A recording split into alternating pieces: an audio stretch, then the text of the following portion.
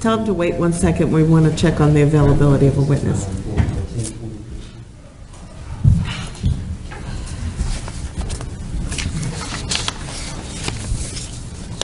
Is it? Okay, we can bring him in.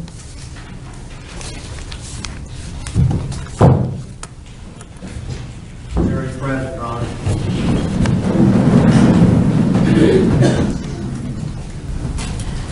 Good morning, ladies and gentlemen. Please be seated. Welcome back.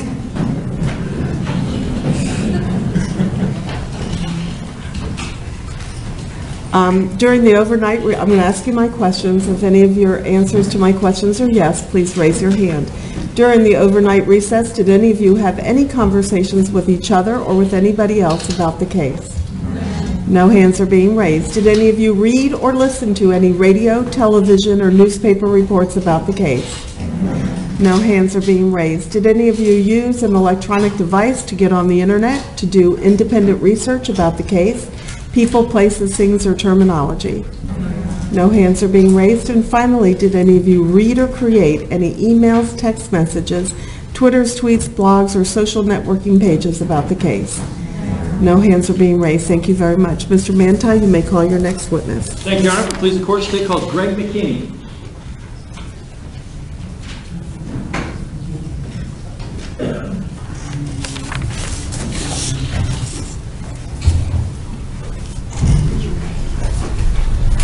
Do you solemnly swear from the testimony presented will be the truth, the whole truth, and nothing but the truth, so help you God? Yes.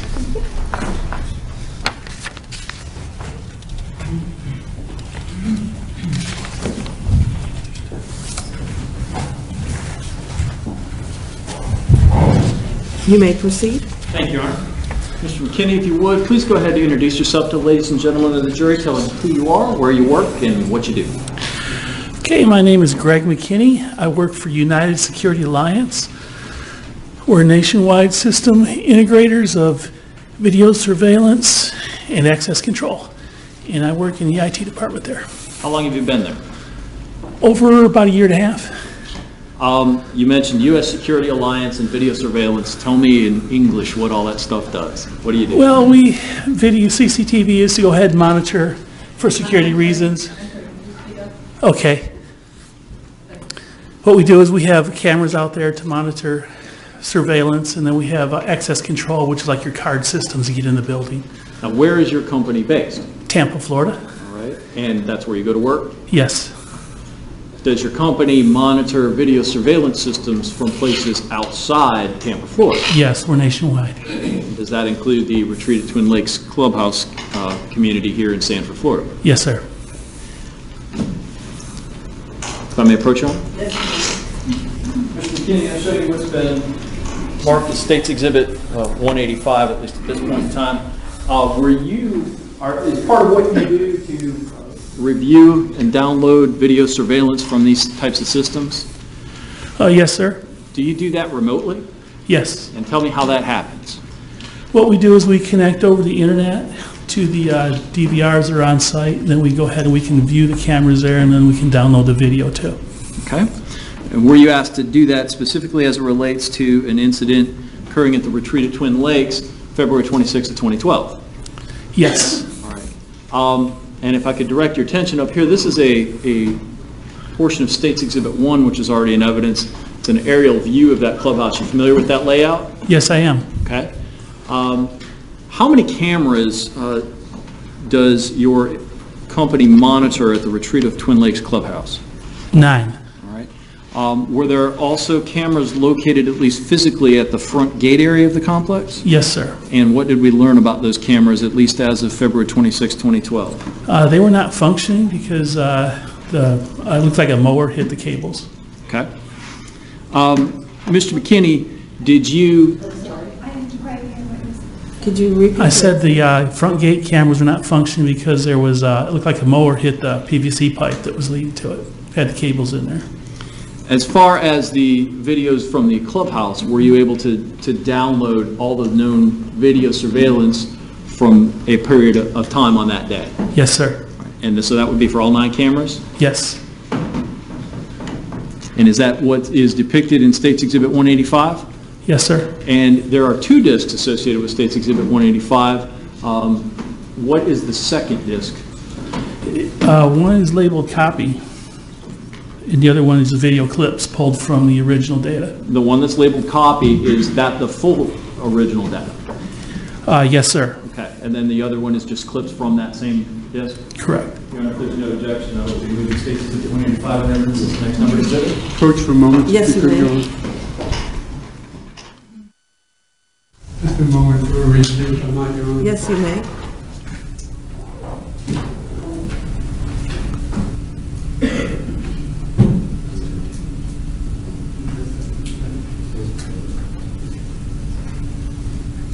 Thank you, Your Honor. Appreciate the opportunity. You're welcome. Is there any objections to the introduction of Exhibit 185? No, Your Honor. That's including both videos as one exhibit? Correct, it's composite. Composite? Yes, Your Honor. Okay, the composite exhibit will come in as states 185. Thank you, Your Honor.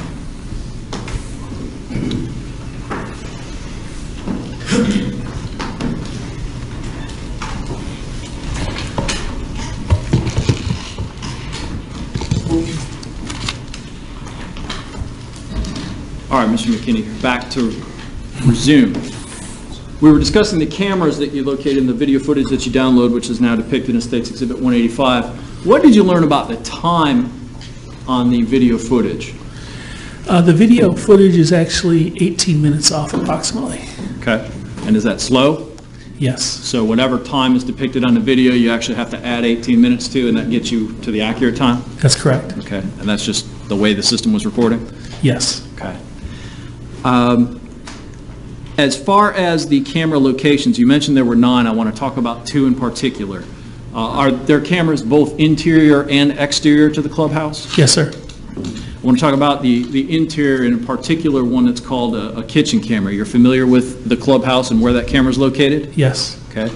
If I were to draw up here on State's Exhibit 1, is that kitchen camera right about in this area of the clubhouse on the inside? Yes, it is. And which way does it face?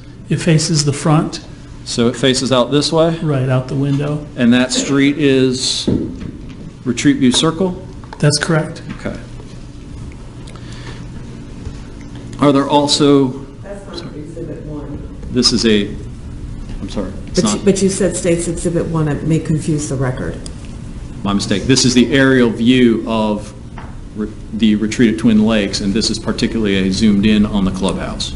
I thought it was, the original was State's Exhibit 1. Referred to as 1A. Well, it's just a blown up section of You it. need to put that on the record. Right, right, if it's a blown-up section of Exhibit 1A, That's what it is. okay, thank you. Thank you, Your Honor. Exterior cameras. Is there one that's called the East Pool Hall camera? Is Yes, there also a West Pool Hall? of course. And is that because there's a hall between the building and the pool? Yes, Okay. Is the East Pool Hall camera located outside the building over in this vicinity? yes, And its direction of view, I guess, would be this way? correct. All right. This little thing here, what is that? Is that the mailboxes? Mailbox clip? Yes, So the camera actually faces that direction, yes, and this would be Twin Trees Lane? correct.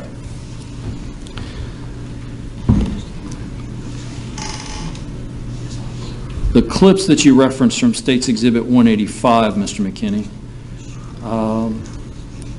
I'm going to first show you what we talked about as the kitchen video.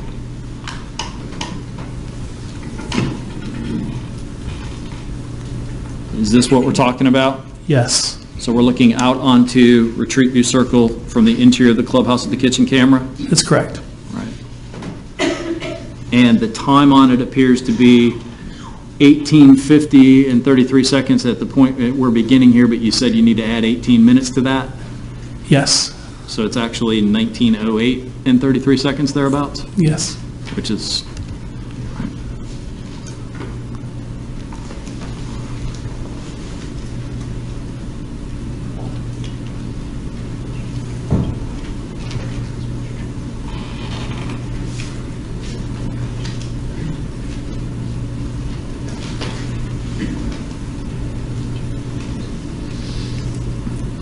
right, Mr. McKinney, was that something we just saw go by that window? Something? I would object. Improper foundation for any opinion evidence by this witness. He's here as a records custodian. Sustained. All right, Mr. McKinney, the next view was the East Pool Hall camera.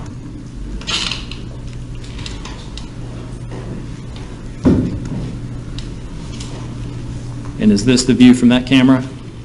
Yes, it is. All right, and so the mailbox kiosk, I guess, would be out here? Right.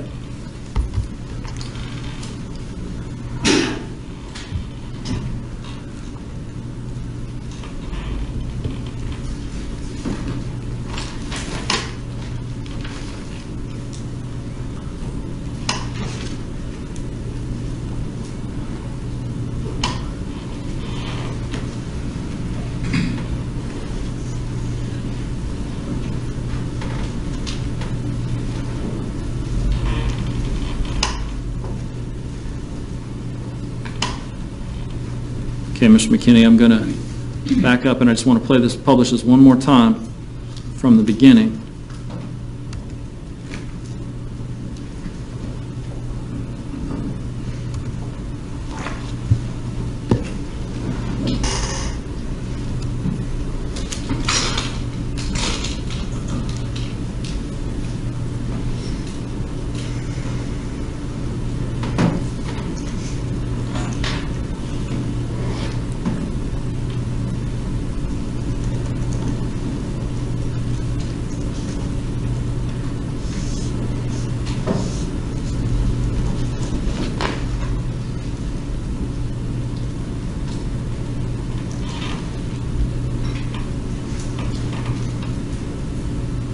Anything else?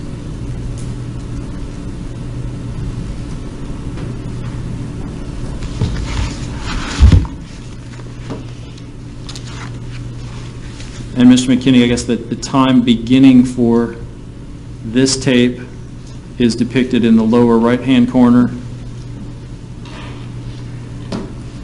down there.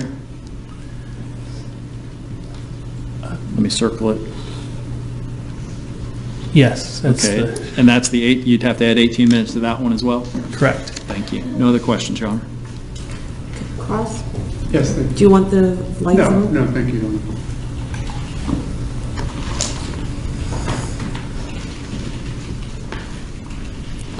Good morning, sir. Morning. Were you working for this company back in February of 2012? Yes. Okay. When was it that you actually did the work that you're now talking about of distilling out this information onto a disk?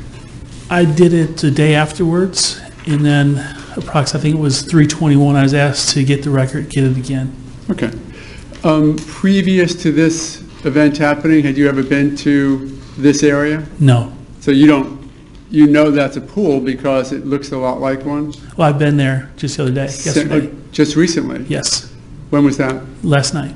Oh, and that was at the request of the state? Yes, To go familiarize yourself with the area to Correct. testify here today? correct. Before yesterday, you've never been there? Right.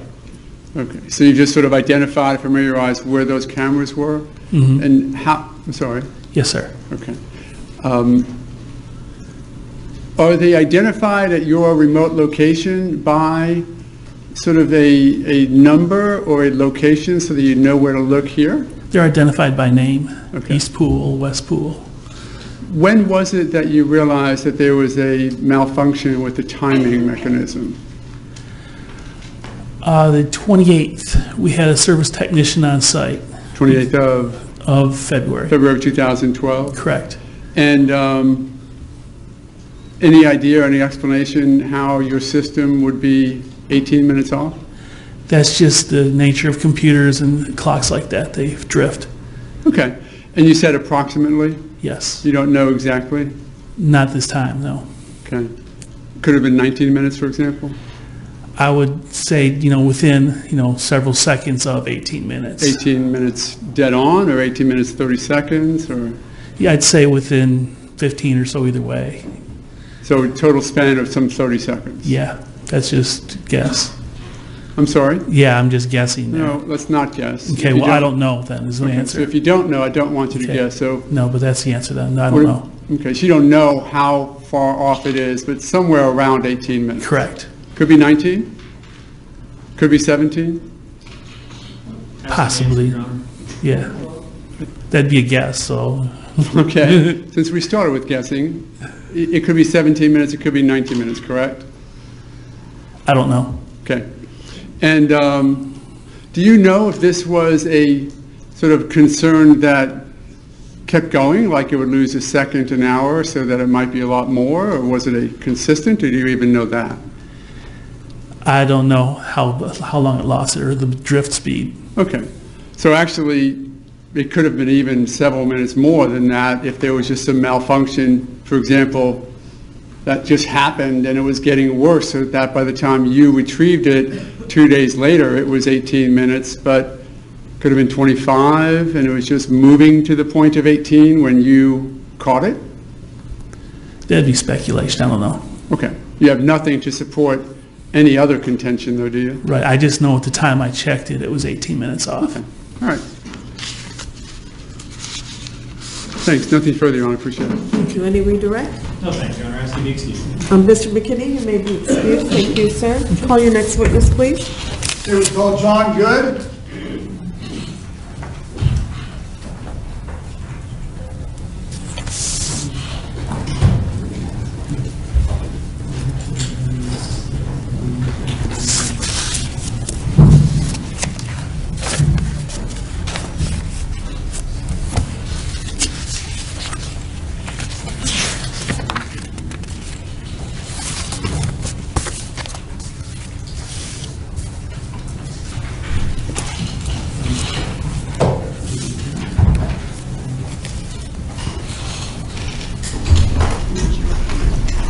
Do you solemnly swear from the testimony presented will be the truth, the whole truth, and nothing but the truth, so help you God? Yes.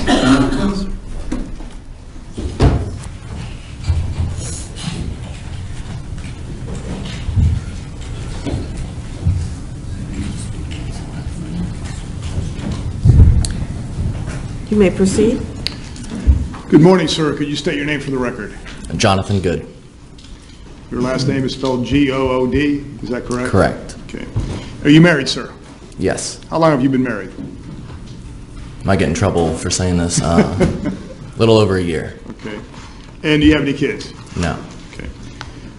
What do you do for a living? What business are you in? I work in finance.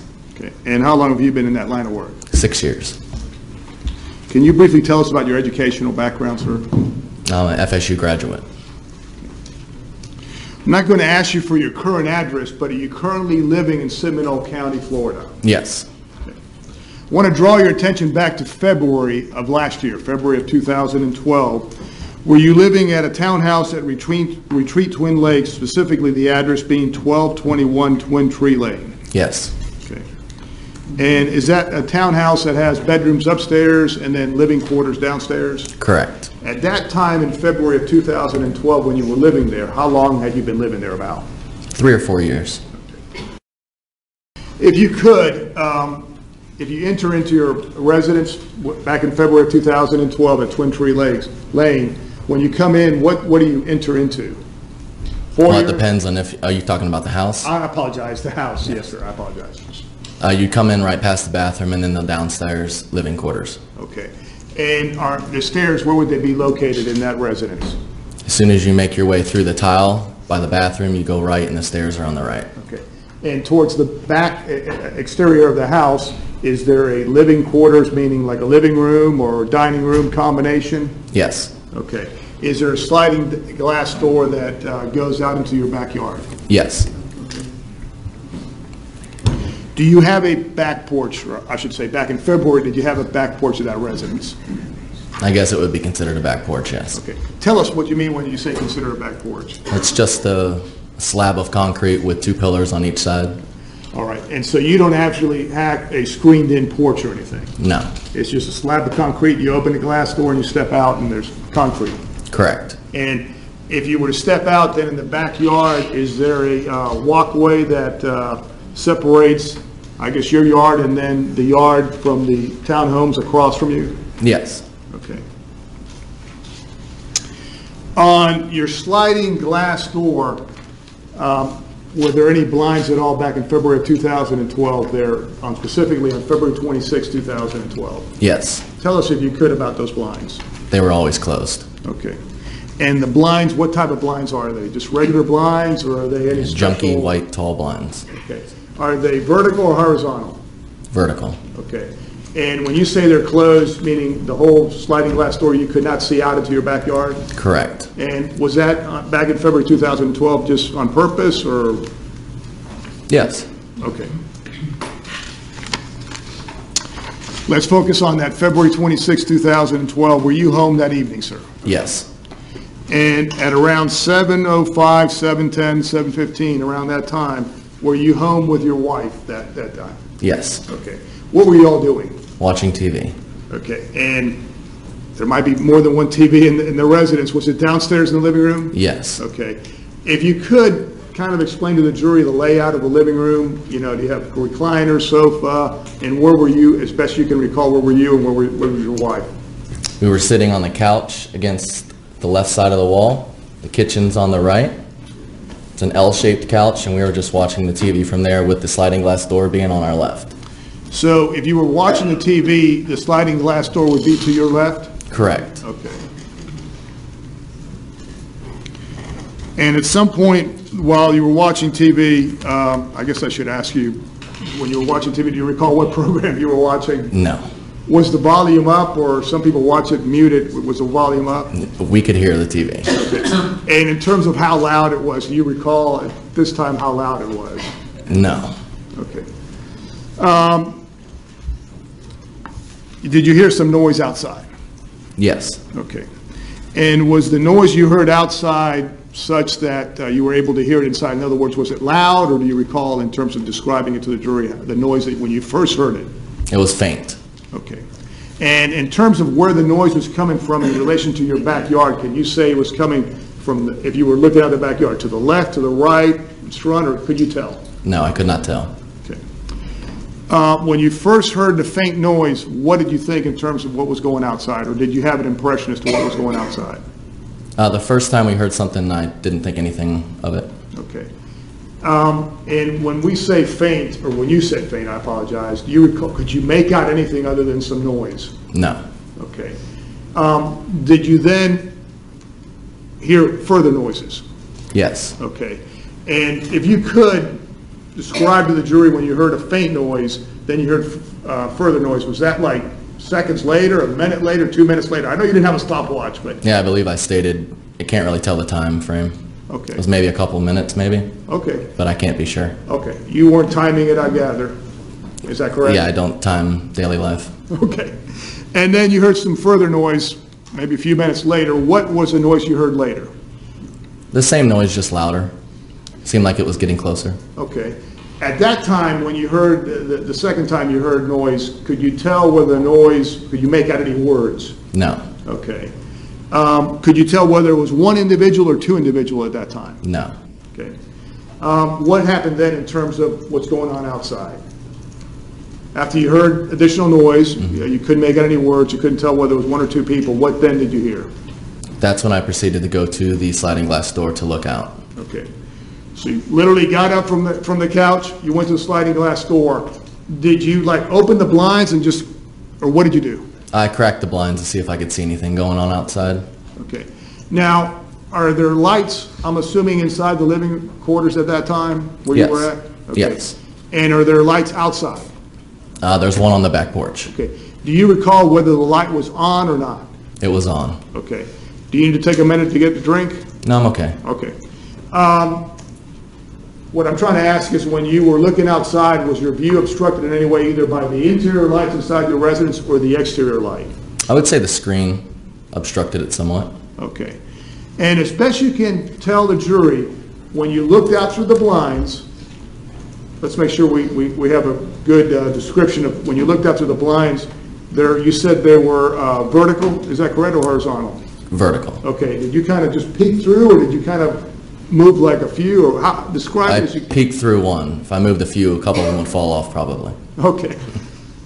And when you looked out, tell us what you saw from your vantage point inside the residence. I couldn't really see anything except it looked like someone or something was out there. Okay. What then did you proceed to do, sir? If anything? Under direct reply from my wife not to go outside, I opened the blinds and opened the sliding glass door. Okay. So you made a fatal mistake and disregarded your wife? Yes. Okay. Sure, there'll be more. All right. I gather she was still in the living room? Correct. She And was on the phone. I'm sorry. She was on the phone. Okay. Was she just talking to somebody or? She was talking to a technology service group, probably. I think. Something. I mean, it wasn't related. She didn't call No. 911 at that point. No. Okay. So, but she distinctively told you not to go or go outside, but you disregarded her requests, commands, whatever, correct? Yes. And when you say you actually stepped outside, if you could demonstrate to the jury, I guess, or describe, I'm picturing a sliding glass door. Do you have to unlock it and then literally just, move it all, or is it, describe if you could how that. Sliding glass door, you had to pull. The screened-in part, you had to pull back. And I literally only took one step outside the door onto the concrete slab. Okay. And when you say you took one step, or do you mean literally like you put like 1 foot in and you had 1 foot still inside? Correct. Okay. So you're 1 foot on the concrete, 1 foot still in the house. Are you looking at that time? Correct. Okay. What do you see when you look out there at that time? It looked like a tussle. I could really only see one person, and I think I described it as possibly being some type of dog attack because there are a lot of dogs that walk in that back area, and I could only see, an object. Okay. What then did you observe after that? It seemed like a tussle. They were vertical to me, just like the blinds were. And then at one point, I yelled out, "What's going on?" and "Stop it," I believe. Okay. So you watch football? Yes. Okay. You know how football, they have instant replay? Yes. I'm going to, as best we can, try to do an instant replay with you, realizing that don't have the, anyway. My question is, you stepped outside. In terms of how long you had 1 foot out, was it seconds? Was it minutes? How long do you think? Seconds. Okay. And in terms of estimating, I'm assuming you still didn't have a stopwatch with you, correct? And your wife was not timing you at all? No. Is that accurate? Accurate. Okay. Can you estimate how long? Was it 1 second, 2 seconds, 3 seconds, 4, 5, 6, 7, or can you say? In regards to How long you actually, when you put 1 foot out and you were observing what you were observing? a few seconds. Okay. You mentioned when you put your foot out and you first saw something out there, you mentioned vertical. Can you elaborate a little bit more on that?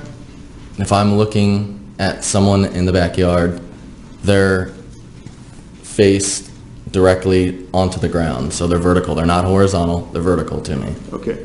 All right. So they're vertical, meaning the same way you are right now in terms of like this. So they would be making a T with the sidewalk, if that Okay. helps. All right. In terms of the sidewalk that we're going to show you some photographs, how close to the sidewalk was, at that time, could you tell whether it was 1 or 2 people? I couldn't tell at that time, no. Okay. How close was the object, we'll call it, to the sidewalk? They weren't on the sidewalk, but like I said, I could only see so far because it was vertical to me. Okay.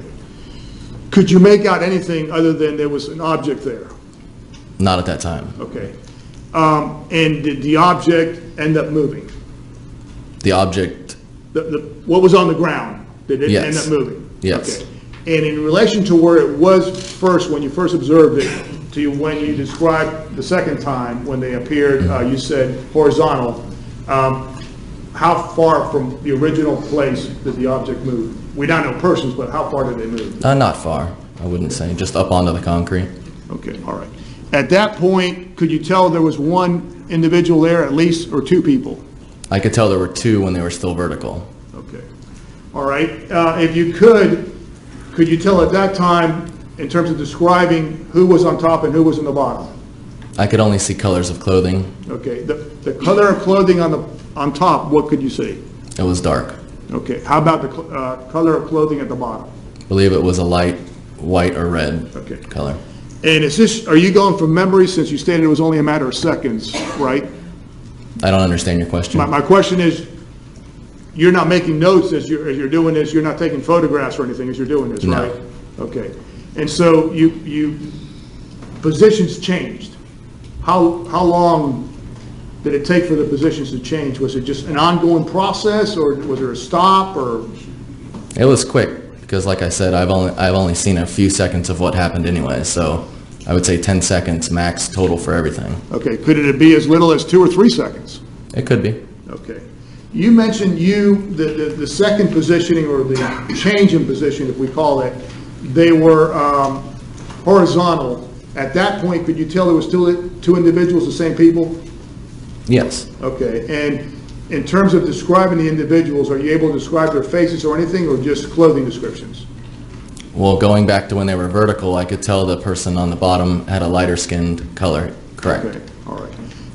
And when you saw them horizontal at that positioning, who was on top and who was in the bottom? It was the same position still. Okay, all right. If you can describe the position of the person on top in relation to the person on the bottom. I believe I described it as a straddling position, Okay, and what do you mean by that? with the legs over the lower part of the body. And the person on the bottom, could you tell whether that person was face up or face down? Face up. When you first observed now you know 2 individuals, at that time, could you see whether the person on the bottom was face up or face down? You said when they were vertical? When you first saw them, when you first stepped out, could you tell at that time whether the person on the bottom was face up or face down? When I first stepped out, no, because I couldn't see anybody. Okay. And then at some point when you observed the second time you're talking about, you saw the person on the bottom was face up, Correct. and the person on the top you said was straddling, I believe you described it? Correct. Okay. Could you tell what was going on at that time? I think at that time is when I thought it was serious, Okay. What made you think that? because it looked like there were strikes being thrown or punches being thrown, but as I clarified, due to the lighting, it could have also been, holding down, Okay. but there were arm movement going downward. And the arm movements that you described, would that have been from the person on top? Correct. Okay. And you said that was a dark-colored attire of some type? Correct. Okay. The person on top, if you can, you're saying arm movement, how would you describe the arm movement? Shoulder down. Okay. Could you see that person's hands? Just appendages. Okay. It's too dark to Okay. see that type of stuff. Yes, sir. The person on top, could you tell whether that person on top was actually striking, and here's what I'm going to do, were they going like this? I could not hear that, no. Could you hear this? No.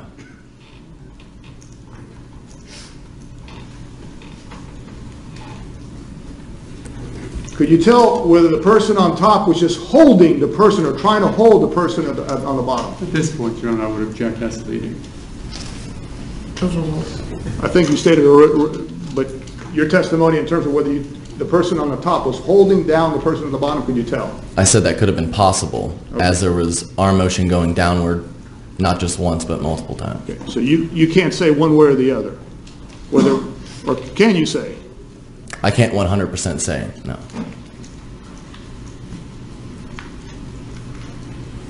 You mentioned you said something. Did you yell that out, or did you say please, or how would you describe it? And if you could, as best you can, recreate that in whatever tone of voice you use to say something. That's pretty hard going back to that date on the tone of voice. Okay, was it loud? It was enough for that I thought they would be able to hear me. Okay, Yes. and again, what do you recall saying to the 2 individuals? At first it was what's going on, and no one answered. And then at that point I believe the person on the bottom I could finally see, and I heard a help. And then at some point I said, cut it out, and then I'm calling 911. Is that when I thought it was getting really serious? Okay, and when you're stating what you're saying, are you doing that pretty quickly, or are you pausing like you are now? I would say pausing, Okay, and I think that would equate to about the time that I said to. okay, but you're yelling it or saying it loud voice so they can Yes. hear? You mentioned that when you first stepped out, I neglected to ask you, At that time, did you hear any kind of yelling at any time from one of the two individuals out there? Not initially when I stepped out. And when you did step out and you said something, did any of the individuals, prior to you saying something, did you hear any of the individuals saying something at that point? No. Okay. And you mentioned that they said something. Was that after you said something to the individuals? Yes. Okay. Could you say unequivocally to this jury who was saying something? 100% no. Okay. And why is that? I'm just taking it off of being rational. And you believe the person on the bottom would have been saying something when they observed you? Correct. And if it was coming from on top, it would have echoed off a wall instead of coming directly at me. But can you say unequivocally that it was the person on the bottom versus the person on the top? Sorry, Your Honor, that would be asked and just answered. Overruled. Can you say unequivocally that it was the person on the bottom versus the person on the top that was saying help? Not 100%, no. Okay.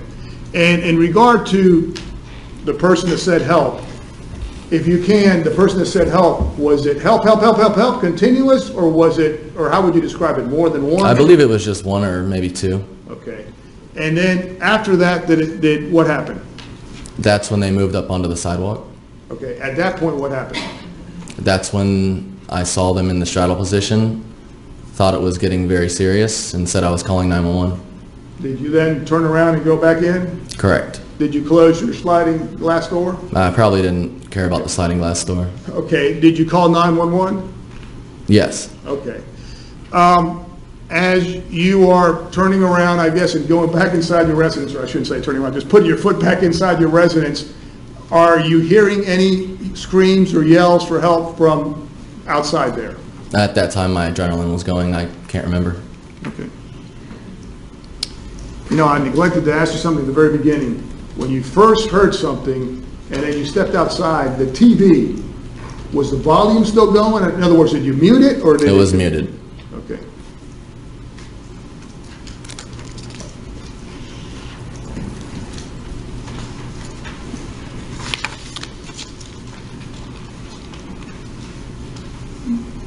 The light that you had on outside, did it remain on the whole time, or did you turn it off when you stepped back in? No, it remained on. Okay. When you stepped out, you mentioned two individuals that you've described. Did you see anybody else out there? Not at first. Okay. At some point later on, did you see individuals? At the very end, after, yes. When you are stepping outside and you said something, did you notice any other neighbors or anything, even if you didn't see them outside? Did you notice anybody like peeking out or anything, from any of the windows, or were you paying attention to that? My focus wasn't on that.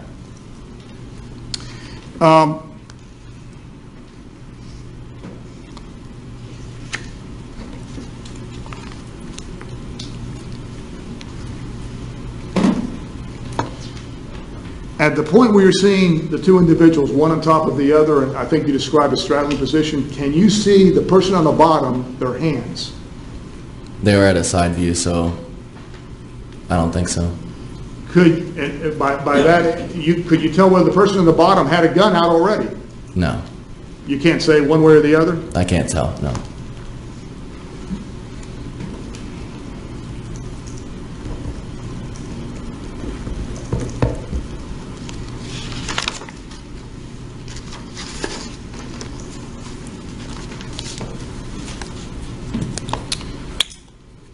Sir, I'm going to play the 911 recording with the assistant, Ms. Waldrop.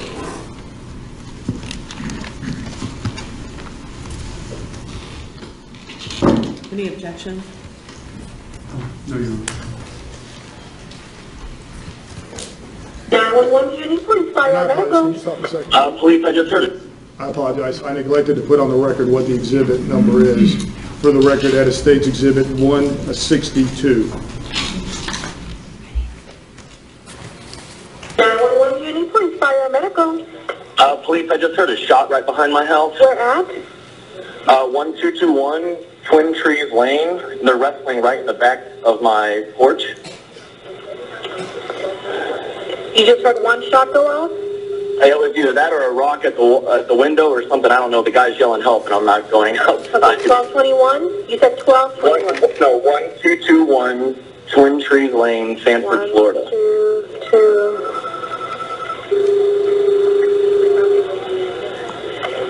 1221 Twin Trees Lane, Sanford, Is Florida. that one or two words? Because it's not accepting it. Twin Trees is 2 words. Okay, and you can hear somebody yelling for help?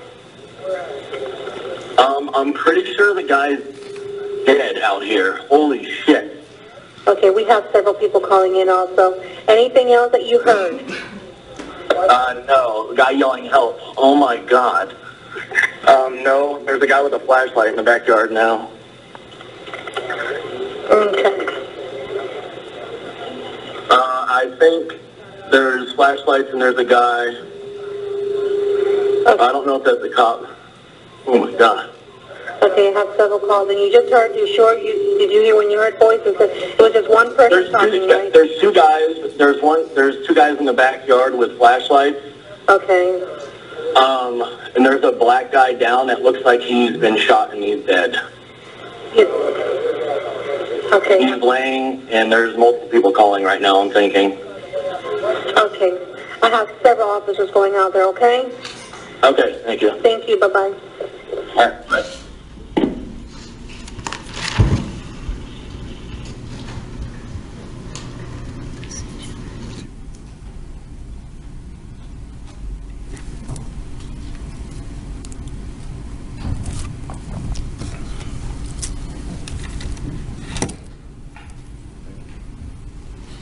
Mr. Good, you recognize that being your voice? Unfortunately. Okay. You mentioned that somebody with a flashlight, is that what you were saying, that later other individuals appeared, is that correct? Yeah, it looked like people came around the corner at some point. Okay. I want to go back to the what you described out there, and I think you described straddling position. And is that because of the posture of the person on top versus the person on the bottom? It's both, yeah. Okay.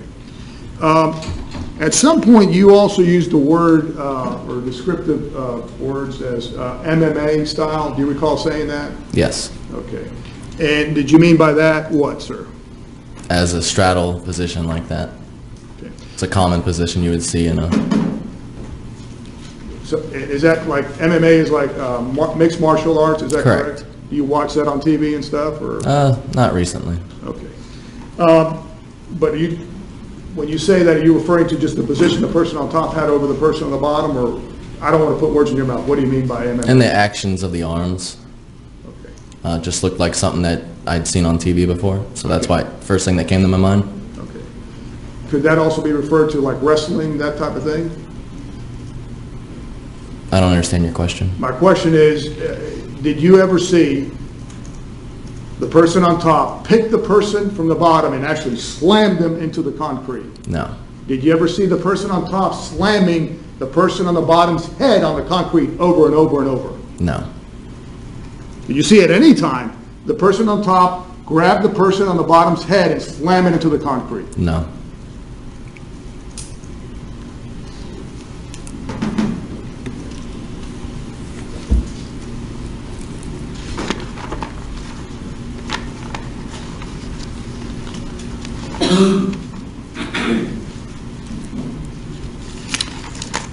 Sir, back when you were living in that residence back in February of last year, I believe Ms. Lauer also used to live there. Is that correct? She was your next door neighbor? Correct. And at some point, I believe in a deposition, you actually heard the recording that 911 call that she made where there's cries for help. Yes. Do you recall that? Yes. Prior to that deposition, had you heard that recording? No. Okay. And at that deposition, when you heard the recording, did you make an observation as whether you felt that was a different cries for help than the ones you heard? Audibly, it didn't sound the same as what I heard outside. Did not sound the same. Thank you. Sir, I'm going to show you some photographs, and hopefully, with the court's permission, may I publish those to the jury, Your Honor? Yes, you may. First of all, State's Exhibit number 1, and again, I'm going back to February of last year, so hopefully you've remembered. Do you recognize this? I guess it's a Google photograph, aerial photograph of the retreat of Twin Lakes? Yeah. Okay. And I'm going to, as best I can, blow up an area. You were living at this residence right here, is that correct? Yes. Okay. And the backyard, we're talking about in the sidewalk, or I think people have referred to it as dog path, would this be it right here? Yes. Okay. So is the area that you're talking about, am I circling it right here? Yes. Okay, and for the record, that was State's Exhibit number 1, and I've just emphasized a part of that exhibit.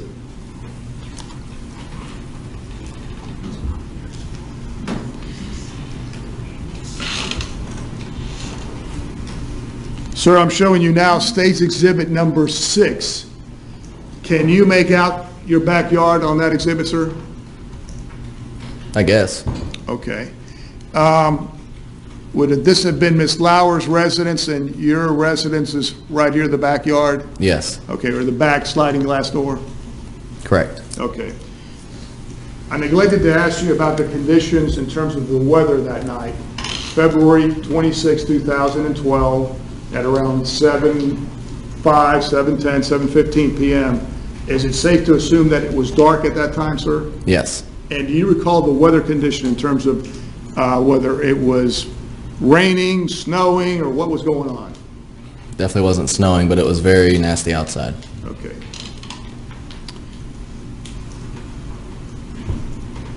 And nasty meaning the rain and et It cetera? was raining off and on all night. Okay.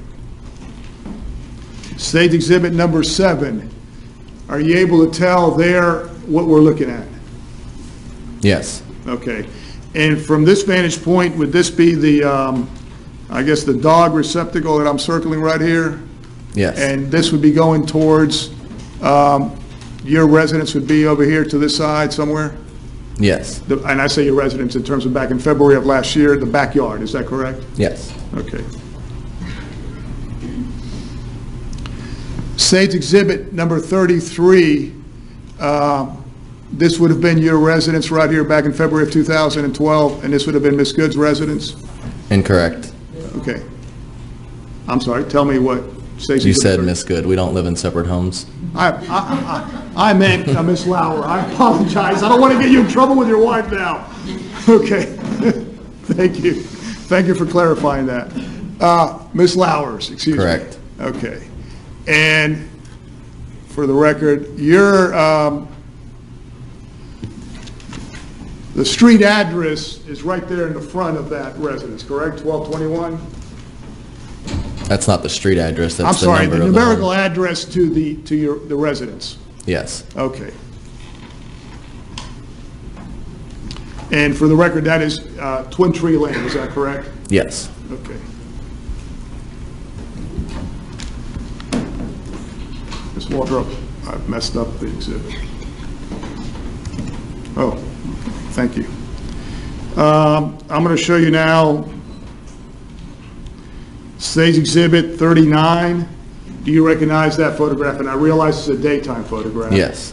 And the backyard we're talking about, is this right here? Yes. And can you see, I guess, do I have the cursor or the arrow in would have been your sliding glass door, the blinds you're talking about? That would be the one on the left, actually. Okay. If that's what you're referring to. Yes, right, okay. And okay, all right. And this would have been Ms. Lauer's back porch at that time, back in February of last year? Correct. Okay.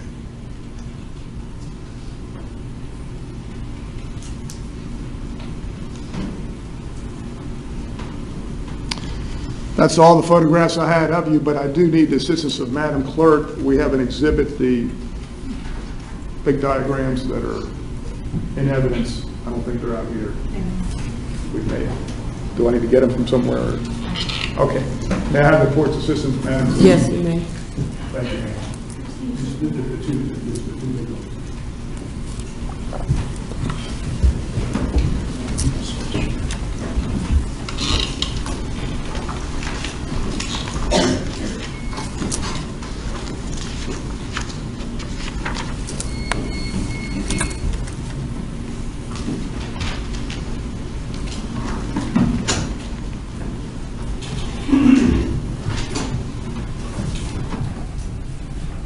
Thank you, Mr. Guy. May I approach the witness, Your Honor? Yes, you may. Mr. Good, I'm going back to February of last year. I'm State Exhibit 139. Did you live at right here at 1221? Yes. Okay.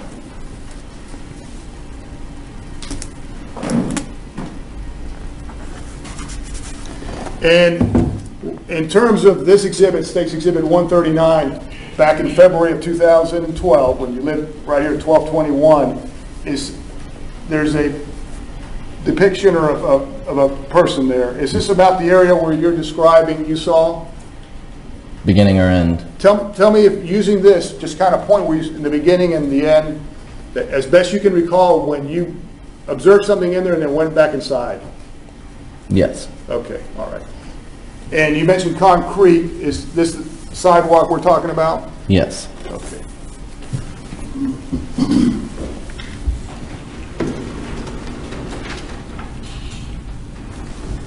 Mr. Good, you went back inside, called 911.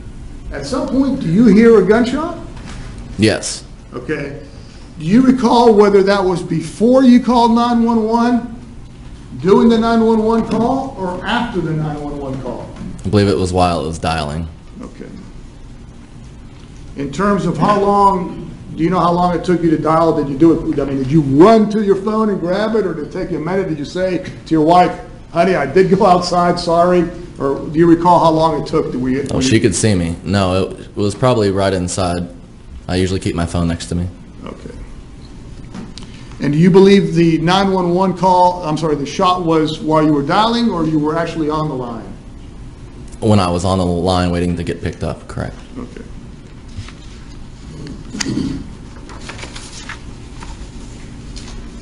If I may have a moment, Your Honor.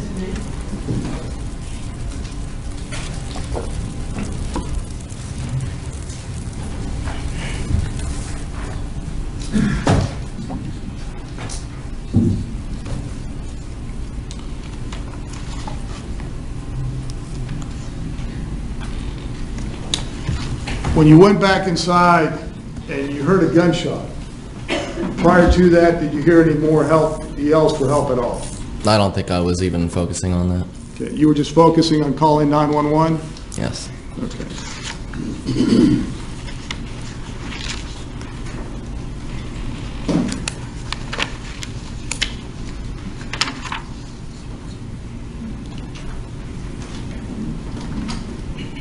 In terms of I think you stated 3 cries for help or 3 statements of help when you went outside and there was 2 people there? I think I stated 1, 2 maybe. Oh, okay, I apologize. Could have been possibly 3. Okay.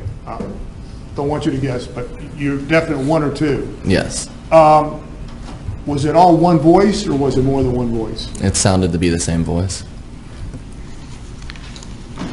And you're not able to identify that voice, or are you able to identify it? Not 100%, no.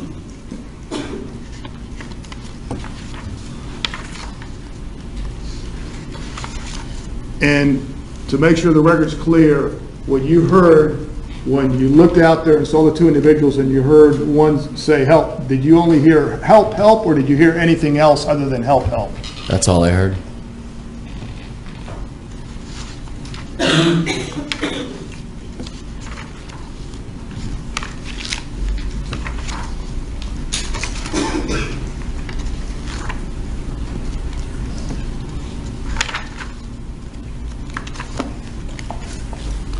Thank you. I have no further questions at this time. Thank you. Mr. O'Mara?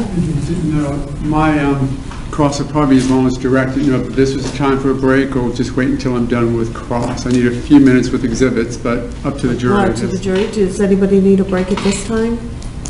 No? Okay, we'll wait. Maybe a couple minutes for Sure. the exhibits and I'll be ready.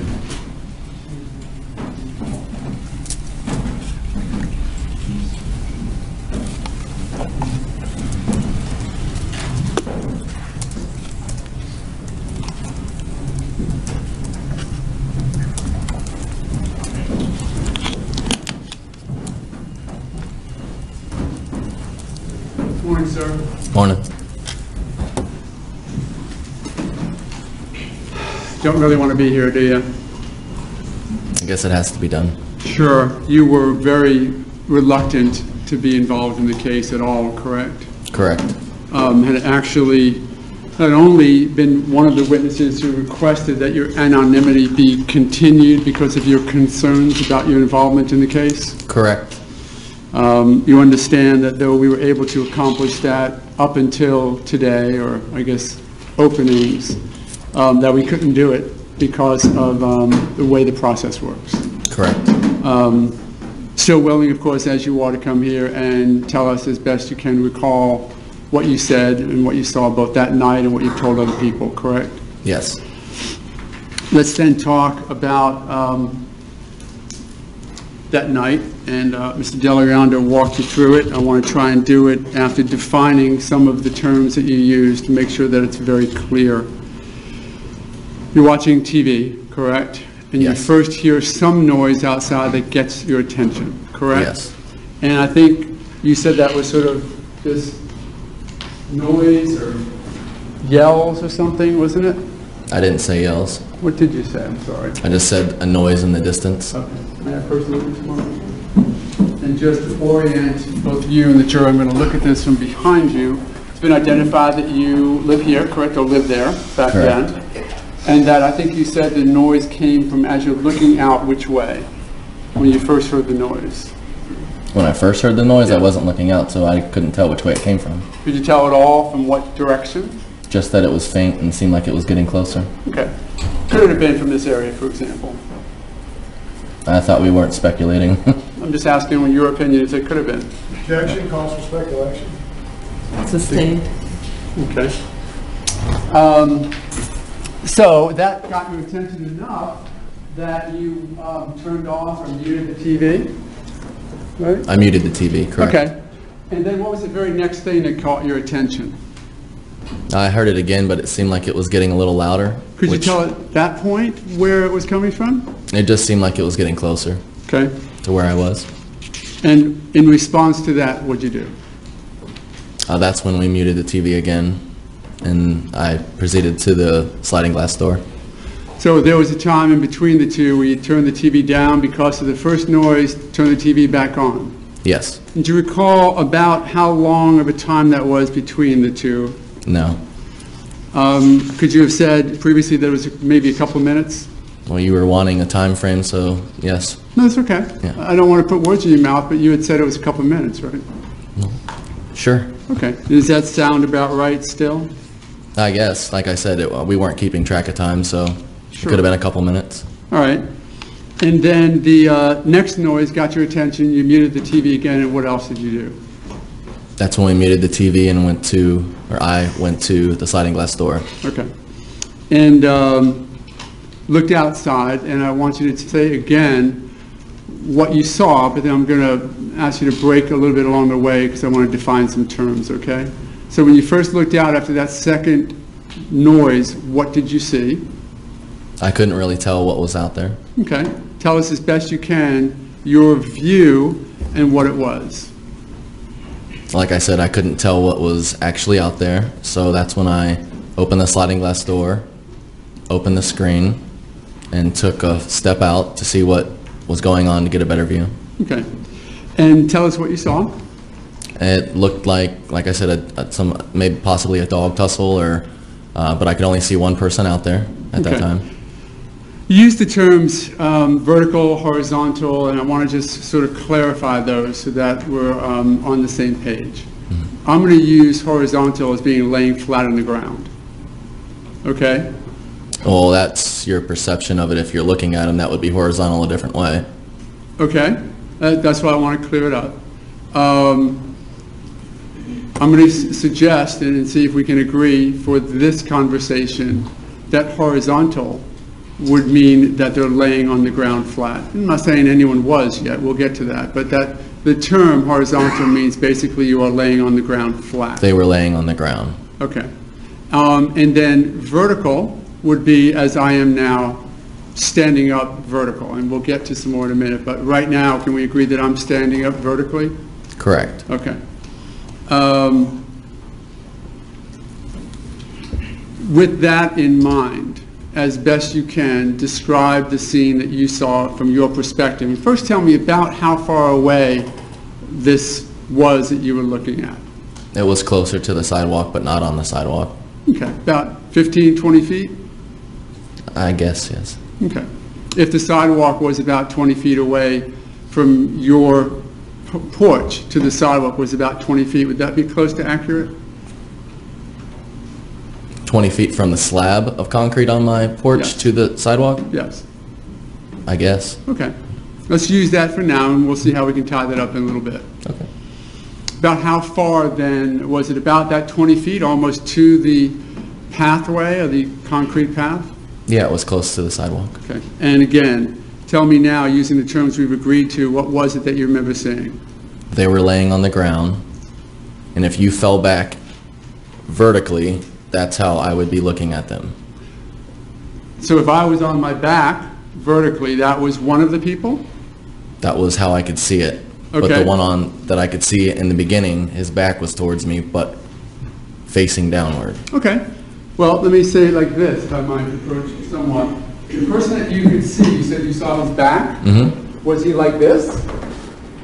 At the beginning, no. Okay. How was he? And just sort of point me how he was when you first saw him. You'd have to go all the way to the ground. Over more. Like that? No. It was more just flat on flat. Okay. So one person horizontal on top of the other? Correct. Okay. And then when did that change? When it moved up to the sidewalk. Okay. So as we now move closer to the sidewalk, what is the positioning of the two, or what you see? It happened very quick, Okay. but that's when it was at more of a straddle position once it got onto the sidewalk. And when you say straddle, can you explain that in more detail? Do we get another If you wish. visual? Sure. No, I'm okay. Let's try it this way. I want to do it so not just you get to embarrass me, but the jury gets to see it as well. No, it was more just the person on top's legs were over the person on the bottom that was laying flat on the ground. Okay. So now the person on top is in fact like this over the person on the bottom? I would say that's accurate. Okay.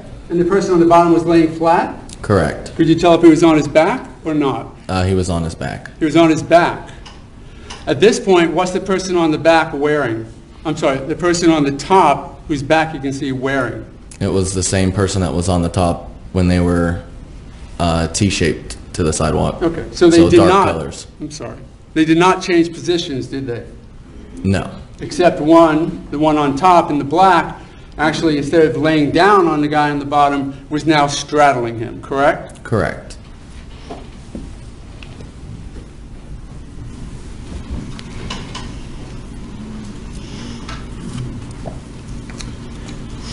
And they are now closer to the cement pathway, correct? They would be on the cement at that point. On the cement. And what movement were you, I want you to sort of walk us through that, but at the point now, tell me when your focus of attention is really on what they're doing. Is it at this point with the straddling? Well, it was on the entire time, but like I said, it was only probably 8 to 10 seconds from what I remember because it was so quick. You But had said, I'm sorry, you were saying? But when they were on the concrete, the position was with arm movement going downward. From the time that you were first stepped out to watch them until the time you turned back around was about 8 to 10 seconds, correct? I would say because it was very quick. So it 8 to wasn't- 10 seconds? Yeah, it wasn't a long time, no. Okay. Mr. Delaronde asked you if it could have been as little as 2, and I thought you said yes, but it was a lot more than 2, wasn't it? I didn't state the entire thing was 2 seconds, no. Ah, let's do that then. The entire time that you were actually watching what was going on, 8 to 10 seconds 8 to probably. 10 seconds. Yes. And that's when you had your focus specifically on what turned out to be, as we now know, Trayvon Martin and George Zimmerman, right? Correct. You didn't know it then, but now we know who they were. Yes. So 8 to 10 seconds you were watching them do whatever was happening. I would say yes. Okay. And you were talking about a movement or a struggle that you saw. Tell me more about that. What At did the you beginning see? or the end or the whole thing? Beginning, at the beginning. Like I said, when I walked out, it looked like it was only one person. Then I could see a second person, and it looked more of just a tussle. And that's when I thought it got serious, when it moved up to the sidewalk and he was more in a straddle position and arm movements were going downward. But I couldn't 100% say those were actually strikes or if they were just arm movement going downward. Of course, because you are trying, as you testify here today, to be extraordinarily literal, aren't you? Be very careful that what you say is only what you saw. Well, that would have been through the whole thing because that's the same thing I said in a deposition. Sure. And even in your initial statement, when you first had an opportunity to talk to an officer about this, the very first time, you explained as best you can recall what you saw, right? Correct.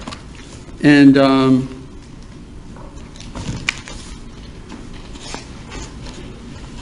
what you saw was the person on top in an MMA-style straddle position, correct? Correct. That was further described, was it not, as being ground and pound? Correct. Right? What is ground and pound, as you That's define usually it? what takes place in that type of position. Sure. So MMA, to the extent that you're aware of it, and MMA is mixed martial arts? Correct. You knew it enough to start giving terminology like ground and pound to what you saw, right? It was the first thing that came to my mind, yes. That the person on top was ground and pounding the person on the bottom? That's what it looked like, yes. So, explain what ground and pound is in your mind. The person on top being able to punch the person on the bottom, but the person on the bottom also has a chance to get out or punch the person on top. It's back and forth. Sure, and which is the dominant position? It would be the top position. Because why? For most people, that would be the dominant position. Because you're on top of the other person, right? Usually that's a positive, I would think.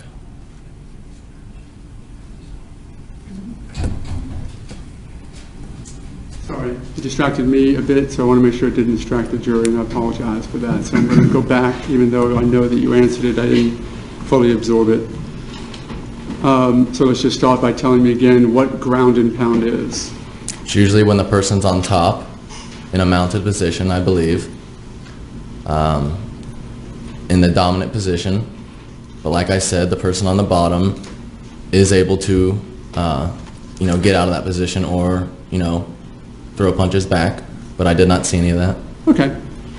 The dominant position of being on top is because you actually have all of your weight on the person's hips, right, holding them down? Correct.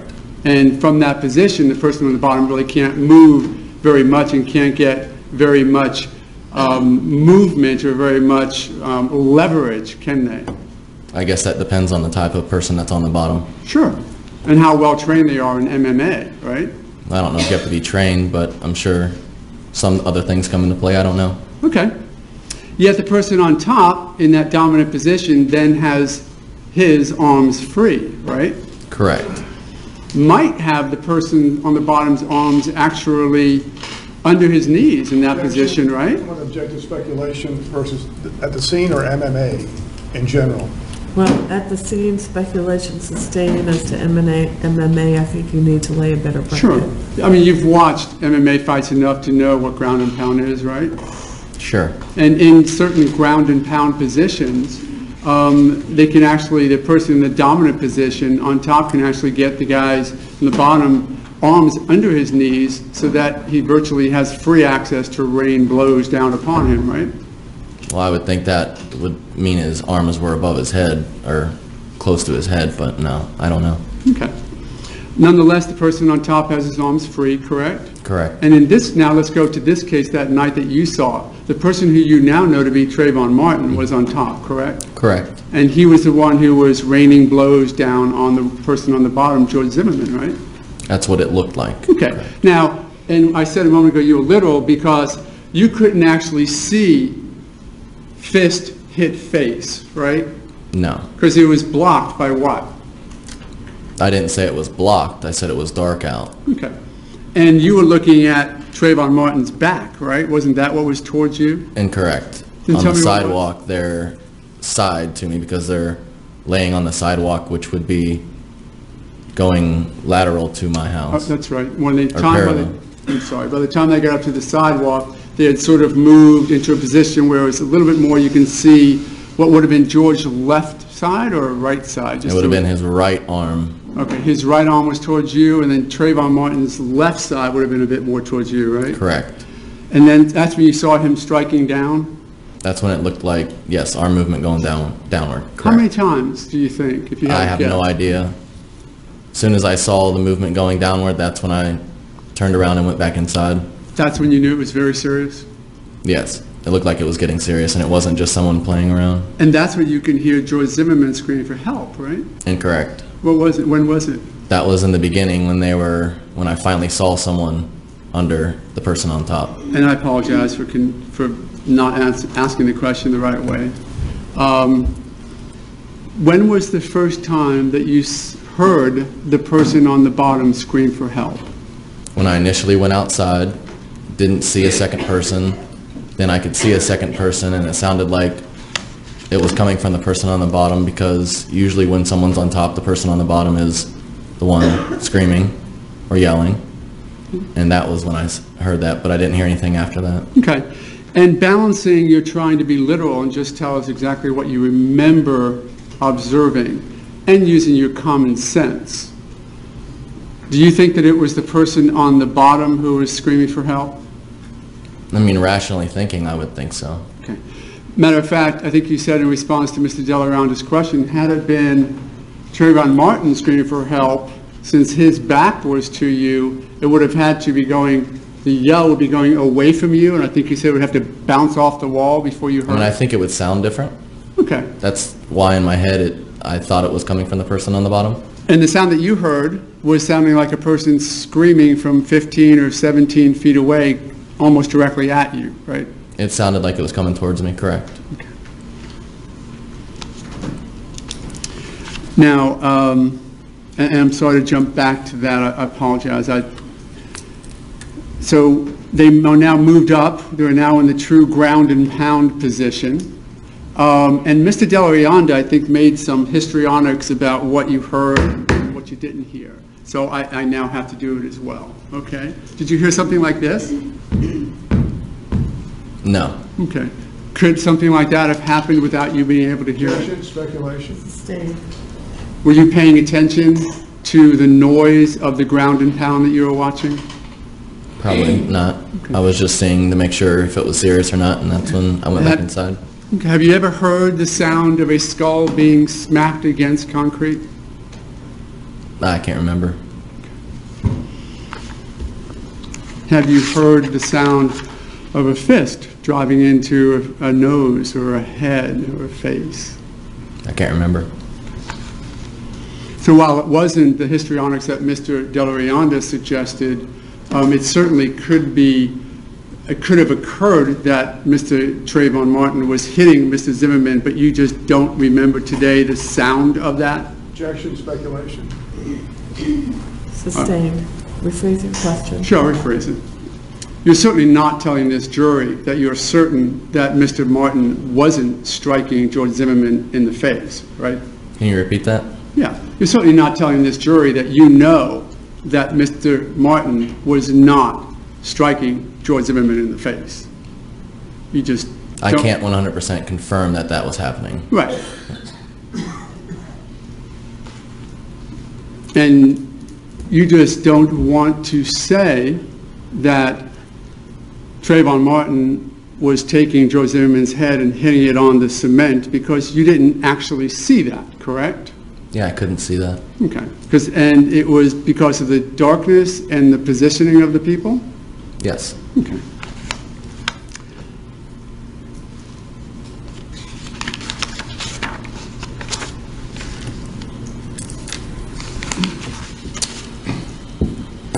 You, of course, have testified during your deposition and other times regarding what you heard and the disparity or the seeming disparity between what you remember hearing and what the 911 call seems to indicate, right?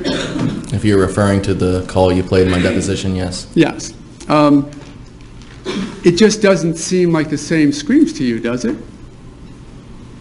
Well, one's coming from an audio and one I was hearing in person, so it didn't sound the same to me. So no. you perceived them differently than you heard on the 911 call, correct? Yes. You're certainly not suggesting to this jury that they're not the same screams from different perspectives, are you?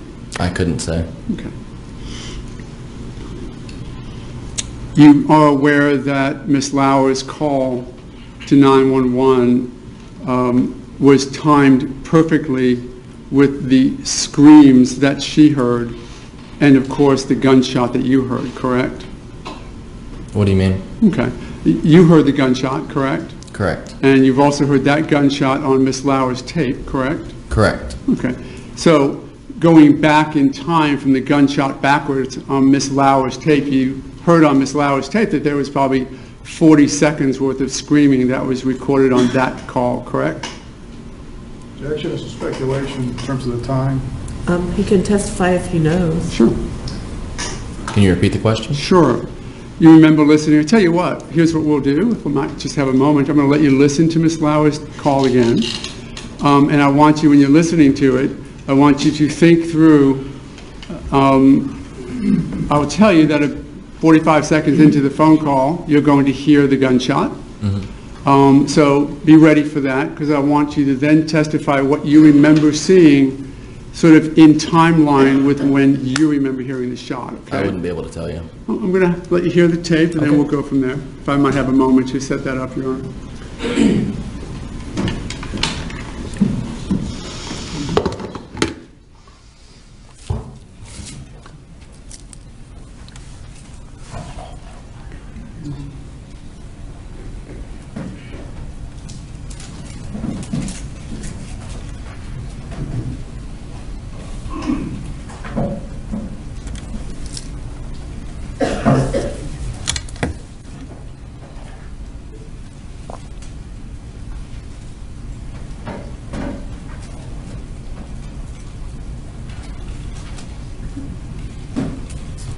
And just for the record purposes, Your Honor, I'll identify the exhibit number in just a moment. This is, of course, the evidence of Ms. Lauer's telephone call that's already been put in evidence. It's number 158. Thank you very much, Your Honor. 150 ready.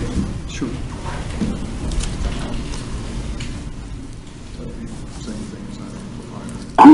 (911), do you need police, fire, medical? Maybe both. I'm not sure. There's just someone screaming outside. Okay, what's the address that they're near? Is this in the Twin Lake Towns in Sanford? Yes. Okay, and is it a male or female? It sounds like a male. And you don't know why? I don't know why. I think they're yelling help, but I don't know.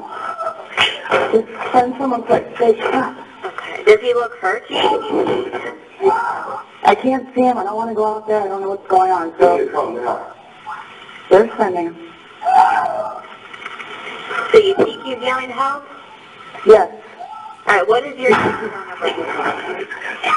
There's gunshots. You just heard gunshots? Yes. Okay. You heard the gunshot towards the end of what the recording? Yes. Okay. And I know, again, from different perspectives, but with your knowledge of the information of this case, that was the same gunshot that you heard from inside your house? It didn't sound the same. It sounded more like a rock hitting my window because I was inside. Of course. But I'm saying with your knowledge of the case now and your testimony here, you know it was the same gunshot, correct? Yes. Okay.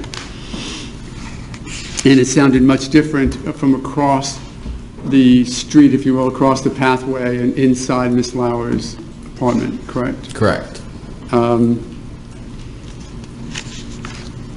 You didn't hear your voice on that tape, though, did you? No.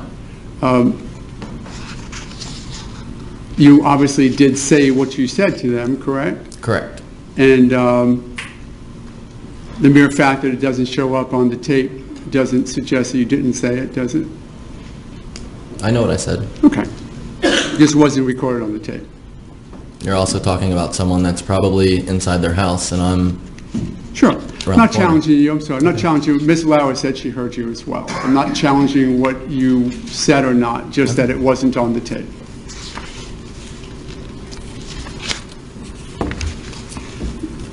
Using that gunshot as a reference point, I want to sort of take you back in time just a little bit.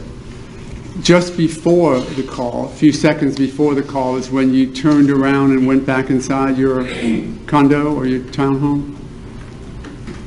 Is that accurate? You said a few seconds before I made the call? Before the gunshot? So using the gunshot as a point of reference, because you remember hearing the gunshot when you were dialing 911, correct? I was inside, correct. Yeah. So I'm trying to go backwards in time, if you don't mind me trying it this way.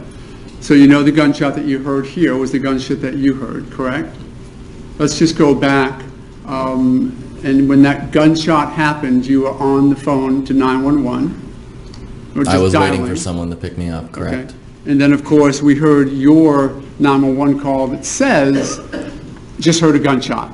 Correct. So your 911 call starts after the gunshot, correct? Correct. And it was only a few seconds before that gunshot that you were outside looking at the two individuals in the ground and pound positioning. Correct.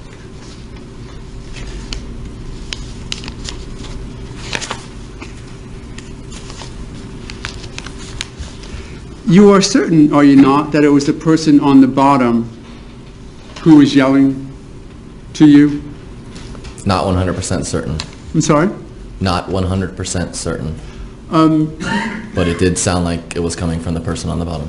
So when you say not 100%, I just want to drill into that a little bit. And again, knowing that you want to be literal and very cautious with what you testify to, but using your common sense, when you were listening to the sound of the yelling, where was it coming from? It sounded like the person on the bottom. And was it coming as though it was coming straight towards you, unobstructed? I would say yes.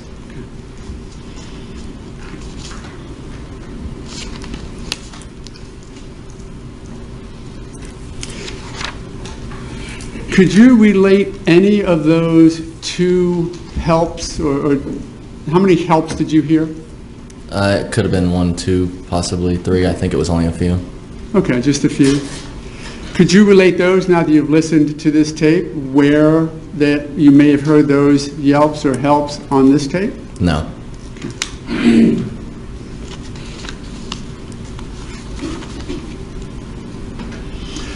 The yells that you heard, however, or the helps that you heard, however many there were, it was always the same voice, correct? That I personally heard? Yes. Yes. There was no second voice yelling anything, was there? Not that I heard. And when you ran outside, or when you went outside that time that you went out to your porch, you actually told him to stop, right? I said, what's going on? Cut it out. Stop, Cut it out. something like that. Okay. And the person who we now know to be Trayvon Martin on top didn't stop, did he? No one stopped. He didn't even acknowledge that you were there? I don't remember seeing anyone turn around. Did he turn and look at you even? No. He just kept doing what he was doing, Yes. even though you asked him to stop? I guess I asked him, yes.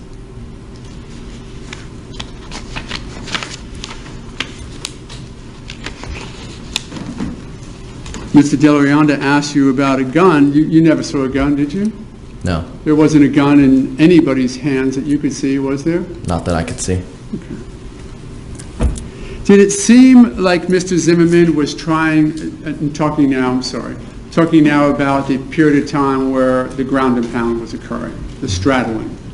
Did it seem like Mr. Zimmerman was trying to get up? I didn't watch it long enough to even be able to tell on that. I might have stated when they were in the other position, it possibly looked like that, but not in the sidewalk part. Oh, okay. And again, truly do appreciate you focusing on what you said and when you said it. But when they were one on top of the other before Mr. Martin got into the straddle position, that's when it looked to you like George was trying to get up, George Zimmerman was trying to get up? Yes. Okay. And how was he doing that?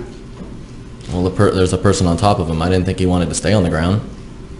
Yeah, I'm just trying, if you would, for the jury to describe how it was that you saw Mr. Zimmerman trying to get up from the position with Trayvon Martin on top of him. I couldn't tell you how he was trying to get up. Can you just describe it for us? What do you want me to describe if I can't tell you what it looked like? Just trying to visualize for the jury what it was that when you said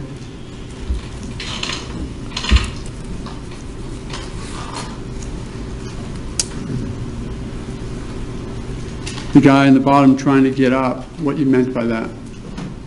Like I said, if a person's on top of you, you're not wanting to stay on the ground. So once again, rationally thinking, I was thinking the person on the bottom would be trying to get up. And did you see any movements by George Zimmerman to accomplish that? Or was it just sort of a struggle that you saw him trying to get up? I couldn't see anyone when I first went out there until he slid out from where I could actually see him a little bit. And that's when I knew it was a second person, and that's when I figured the person on the bottom was trying to get up. When was the first time that you noticed Mr. Zimmerman's clothing? Just as I just stated.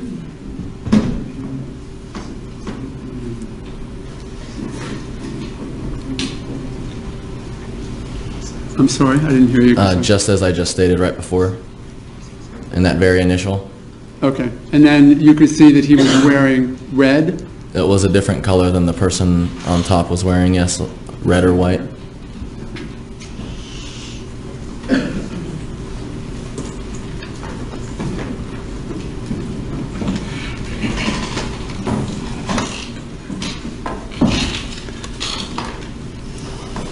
So, going through now for a moment your statements and who you first spoke with and when. You first had an opportunity to speak to, do you recall the first person that you did? And what do you mean by speak to? First Or write out a statement or do anything? That would have been the police. I'm sorry? That would have been the police. Okay. And you recall filling out a handwritten statement yourself? Yes. And do you perceive any inconsistencies in your testimony today and what you wrote out on the statement? I would say the only thing I did was clarify. Today? Or in any other statements that I had from that first one. Okay. You were consistent back then that it was a straddle position where the person on top was straddling the person on the bottom in red, and the person on the bottom was getting hit, was yelling help, correct? But I didn't mean to say that they were yelling help while they were getting hit. Okay. That was clarifying, and also what was being done was clarified. Gotcha. And then you also talked to Investigator Serino. Correct. And that was that same day? Later that night. Okay. And you gave him an oral, a recorded statement, correct? Correct. And it was in that statement the same day that you described the straddle position as being an MMA style, correct? Correct. And it was that very night when the words ground and pound first were talked about, correct? Correct.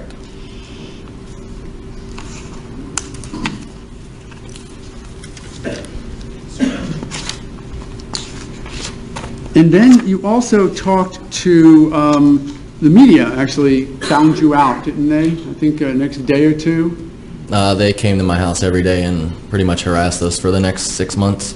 And until you realized, I guess, that you could close the door and not answer it, you actually answered one door knock, and they sort of had a reporter there talking to you with you behind the door. Do you remember that? That was the next morning, correct? Mm-hmm. And similarly, you told them the same thing that we've talked about here today, right? The guy on the bottom in the red was getting beat up? Correct.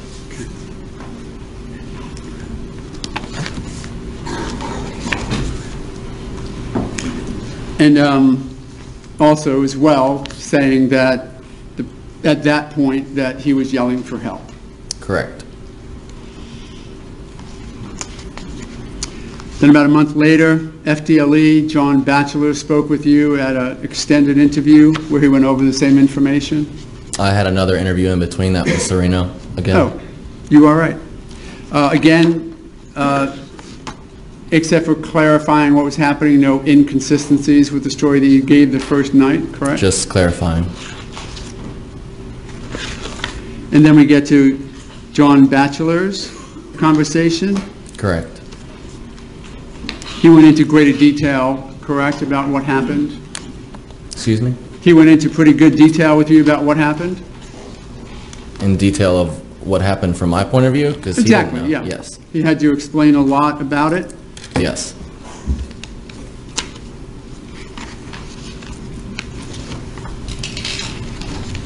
And again, everything in there you still stand by and was consistent with what you've told us here today and every other statement you've given, correct? Yes.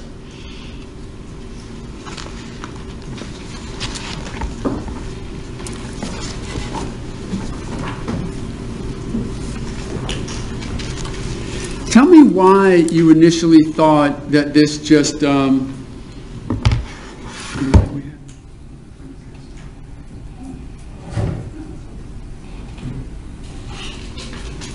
me why you initially thought that this may have just been a dog fight of some sort. Why did that come to mind? Like I said, we have a lot of dogs that get walked back there. Maybe a dog got loose. I have no idea. It was Daytona 500 weekend. People were probably partying. Any problems that you have actually in the neighborhood with dogs or dogs getting loose or anything? Nothing out of the ordinary from just getting off the leash, maybe. I have a moment to approach the clerk, Your Honor. Number 4.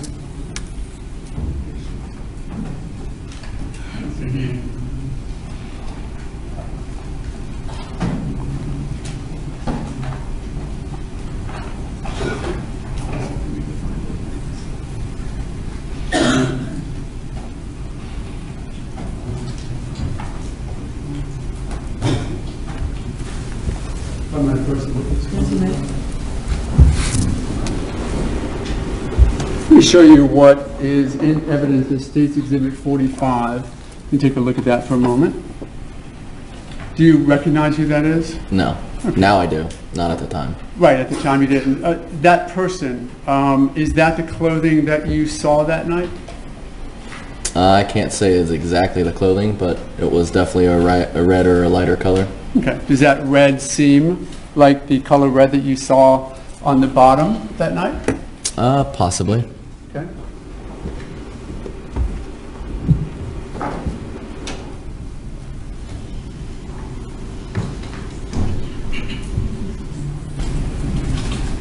So I just have a moment before the clerk again, just to identify this photo that you have.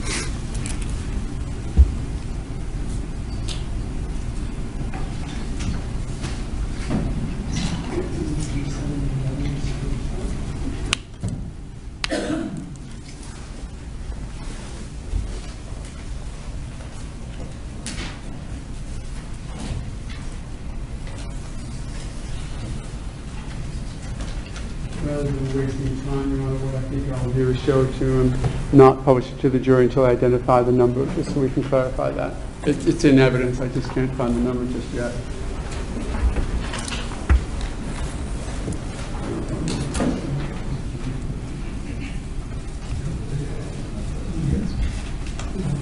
I might have first the witness, Your Honor. Yes, you may. I can take a look at this. I actually do need to mark this one now that I'm about to show it to you.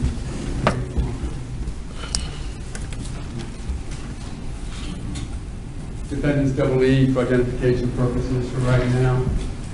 And can you tell me, is the clothing that that person wearing similar to the clothing on the person who is on top? The person on the right, yes. Okay, so yeah, certainly not the 7-Eleven clerk. I apologize. The person on the in the center of the photograph. Correct. The person to the right. Similar clothing to the person that you saw on top on night of Same February colors, 22nd? yes. Thank you.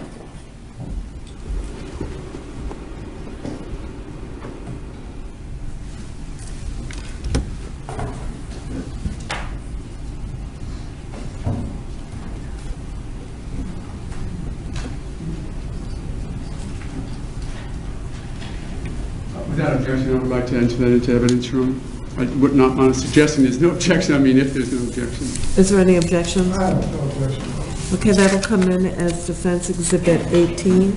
And that's double E. And I'd like to quickly expose to the jury if I might.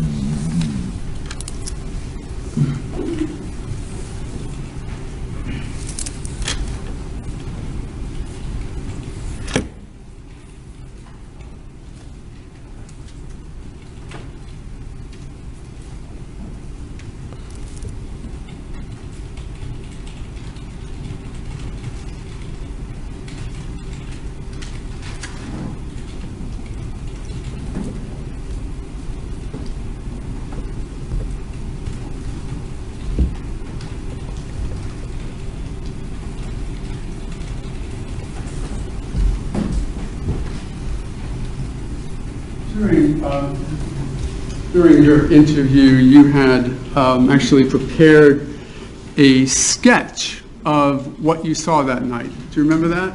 Yes. Okay.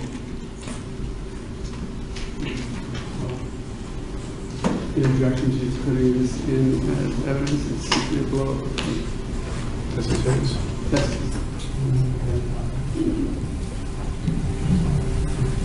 No objections? No, I apologize, no objection, Your Honor. Okay, it'll come in as Defense Exhibit number 19. Again, may I have first, Your Honor? Yes, you may. Can you identify this as a blow-up of a sketch that you prepared? Yes, it's my horrible stick figures. Okay, well, in addition to not knowing how long you've been married, now we know your artistic abilities, but let's do this if you would. Explain to the jury what you intended to do with this sketch and then tell us what it depicts. What I tried to do is say where the door in the house that I came out of was, where they first were, who was on top, who was on bottom, and then where it moved to. Okay. So to clarify, this is your patio area? Correct. And this was what your perspective, you were looking out at this scene here first? First, correct. Okay. This scene really belongs here, just later in time? Is that? Well, yeah, I mean, it's a progressive, Right. supposedly supposed to be a progressive Right. picture. So this is what you're looking at from here to here first? Correct. And from here to here second, although this path is actually the same path, correct? Correct. And then the third one is where, away from where I saw him on the second part, the body ended up. Okay, so tell me the legend, if you would, and explain what you were indicating with this. This is depicting them laying how I was stating earlier, the one on the black top on top and the one on the red and white on bottom. Okay. And then it moves to the sidewalk, laying this way, Okay. with still the person with the black shirt on top and the red shirt on bottom. Okay, is this now where they're in the straddle position Correct. with Trayvon Martin on top? Yeah, I could not draw that. That's fine, but I just want to orient the jury to that's what we're talking about, right? Yes. And then tell me what this number 3 is right here. 3 is when I went upstairs while I was still on phone with 911 and looked down, and the body was, I don't know, it's not in the same position that I left him in. Right. You left them in, they were more closer and actually had part of their bodies on the cement pathway, correct? They were on the sidewalk, yes, and then the body was closer to where I was. Right. And After. so when you looked out from, did you look out from upstairs? Upstairs. Then you saw Trayvon Martin's body, correct? Between the pathway and your complex, your townhome. Correct. Okay. And I see you have again a stick figure. Have you seen the photographs taken of Trayvon Martin as he lay just after the shot? I do not believe so. Would you defer to did you see anyone move the body at all? I believe I saw him flip him because he was laying face down. Okay. Flip him over and try to give him CPR. So when you first saw him from upstairs, he was laying face down. Correct. Did you see the other person? He was on the sidewalk, Okay. standing up. Okay, did you see anybody else, a man with a flashlight? That's when the guys from the flashlights came around the corner. Okay. So, from the time of the gunshot, when you were just on the phone calling 911, to the time when you looked out to see Trayvon Martin's body in the position you just described it, and George Zimmerman, I think you said walking about how long was that delay? I don't know. I'm sure if you splice the phone call, you could figure that out to the T. Okay, so if we were to look at your phone call, you sort of acknowledge having just heard the gunshot, correct? And then you also acknowledge, I see someone outside, correct? Correct. And that's about the timeline that you would say was accurate as to... That's when I'm walking upstairs, yes. Having heard the gunshot, walk upstairs. Tell me, if you would, I'm sorry. Tell the jury, if you would, you hear the gunshot when you are dialing 911, then tell me your movement until you get to an area where you can see Trayvon Martin's body. It was a walking movement upstairs as I was trying to spell out twin trees 3 times. And when I finally made it to the bathroom area is when I looked down because we have a window, and that's when I saw the body. Okay. I'm just going to ask you to do it a little bit slower. Were you actually still on the staircase when you were dialing 911? I was possibly heading up at that time. Up the staircase? When I finally got a hold of him. Okay. Her. Continued walking, got out. Did you go into one of the back bedrooms? The master bedroom. And is there a balcony or some window out there? There's a window in the bathroom and a window in the actual room. And which window did you look out? I believe it was the bathroom window. Okay. Again, it is what it is, but could have been one of the 2 windows? I believe it was the bathroom window. And we will defer the exact timing. Do you remember when you were on the phone with the 911 operator that you said something acknowledging that you had just seen the body at the time you saw it? I don't understand the question. Yeah, Can you repeat it? Just kept rolling on. I apologize. If we're going to listen to the 911 tape, on that tape, there's a time when you say, there's somebody outside and I think he's dead. Was that the precise moment or very close in time to when you saw the body you just described? That's when I looked down. And you saw it? Correct. So we can defer to the tape then for a pretty much exact time delay between the shot and when you saw the body. Not the exact time the shot was fired, but from when I stated I just heard a shot when I was on the phone with him, yes. Got it.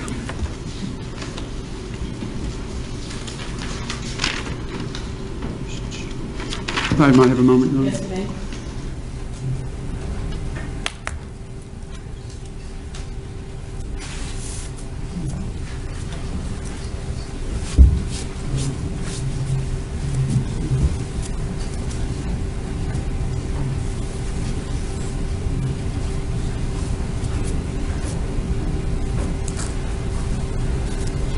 Then just to clarify the last thing we talked about, you look out and you see Trayvon Martin's body, and then you said you saw George Zimmerman walking about, correct? Standing, walking, yes, Okay, but on the sure. sidewalk. And then you also said you saw 2 guys with flashlights? I think it was 2 guys with flashlights coming around the corner. Okay. Could you tell, in fact, that one of them was an officer? No. Okay. I just saw a flashlight. Because again, at this point, it's still quite dark out there, correct? Correct. I couldn't tell if you said that your porch light was on? It was on. Okay. Was it on the whole night? Yes. Okay. And it's one of those porch lights that point down, correct? It's a light bulb inside of a globe. Right, above, in the ceiling above. Correct. It's not one of these lights that illuminate the outside area, correct? It's not a floodlight, no. Okay. Does it illuminate outside of the porch area at all? Maybe just a little bit. A few feet? I would say possibly, yes. Certainly not enough to increase your ability to see what you've now talked about happening near the pathway, though, correct? No.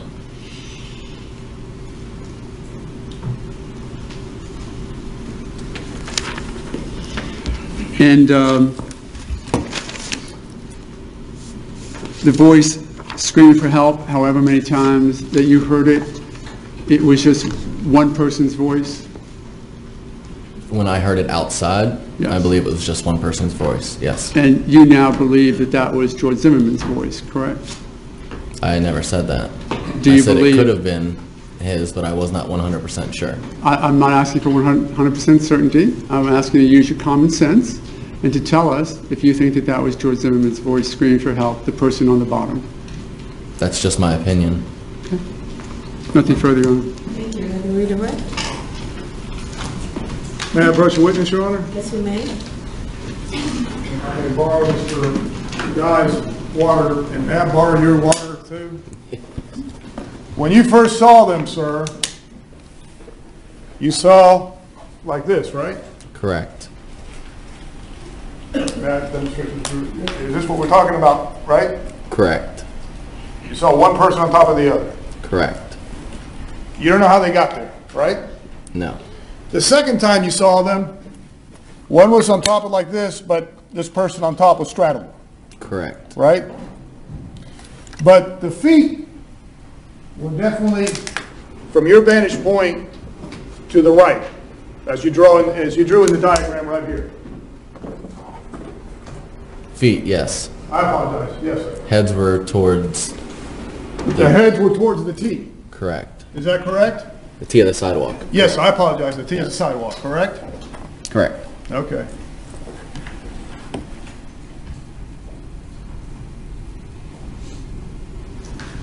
I apologize, let me give you back your water. I think I got the right.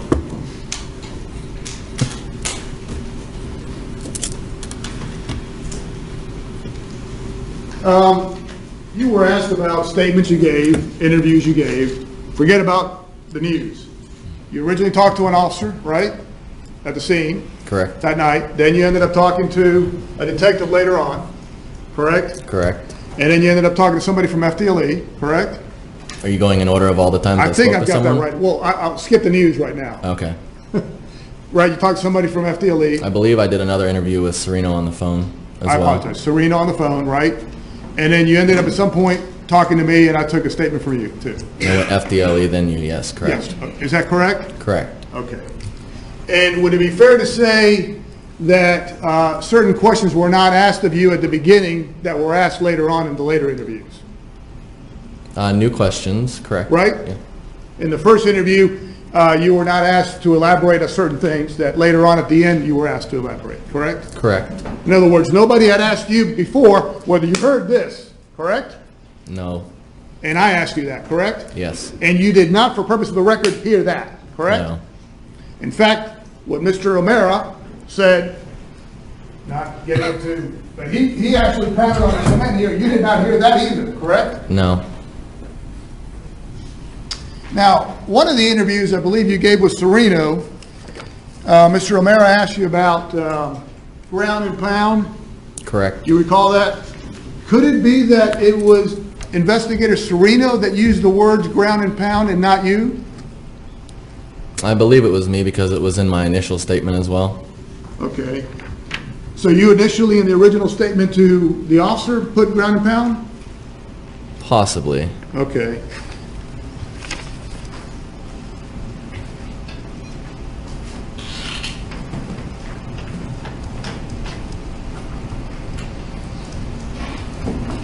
You know, I'm going to show you this, and may I approach a witness, Sean? You should have it marked for an identification exhibit.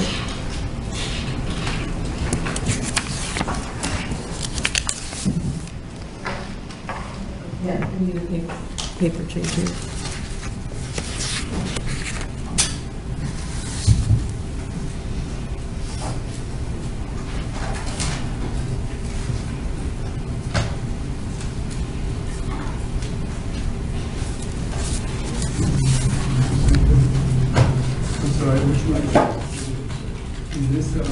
It's for identification. It's marked for identification purposes. Okay, I've seen it. Yes, thank you. May I approach a witness, Sean? Yes, you may. To show you what's been marked for identification purposes, 25. It should be 2S. I'm sorry, 2S, I apologize. Just read it and see if you use the words ground and pound there. Is the proper impeachment, Your Honor? I don't know if that's what's going on, but... I don't know if it's impeachment or recollection. Okay. Is there an objection? I withdraw it then until we see where it goes.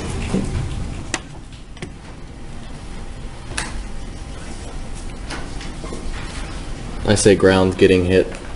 Okay. But would you agree that in that interview with the first officer, you did not use the words ground and pound? It wasn't an interview, it was a written statement. I apologize. So by the time I probably gave my testimony to Sereno, I might have thought about that's what it looked like to give a better description. Yes, sir. And you believe that you used the words ground and pound in the better description to Sereno, is that correct? I believe that's better described, yes. Okay. So you elaborated a little bit more from the Yes. first, correct? I And then you clarified. elaborated a little more in deposition too, correct? I clarified, You had to clarify certain things, would that be accurate? yes. And why was it? You felt it was important to clarify certain things that you had previously said or To give a elaborate? better visual. Okay. Now, let me have a moment, Your Honor.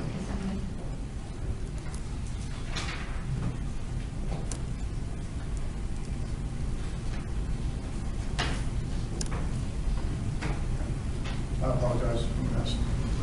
I'm going to ask you a few questions, then we'll come back to that if we could. The porch light, just to clarify, it's not on the ceiling, it's actually outside and it's attached to the wall, but it's high up. It's like right at the catty corner of the ceiling and wall. Yes. Okay. But it illuminates out into the yard. I wouldn't say out into the yard, but it definitely illuminates that patio area. The concrete slab. Correct. Okay.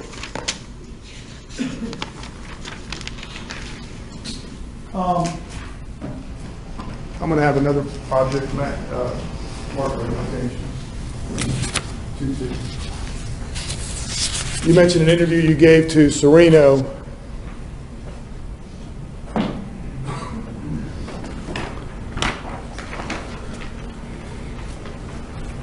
And that was on February 26th. I'm sorry, you just identified the document?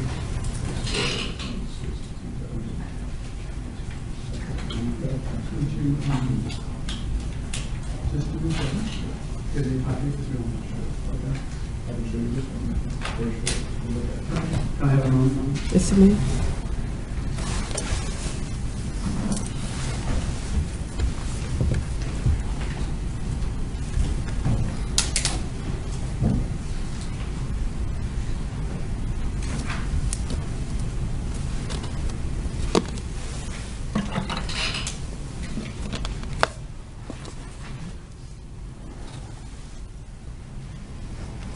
I would just, I'm not introducing.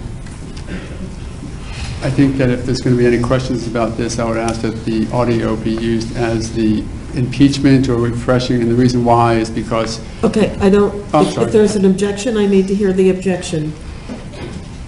And I don't do speaking objections. Okay, so I'm going to be So- precise. Improper foundation. Okay. He hasn't even had it identified. Can we wait for that? Don't answer any questions regarding that, but if you need him to identify it, you may do so. Counsel for a second? Yes.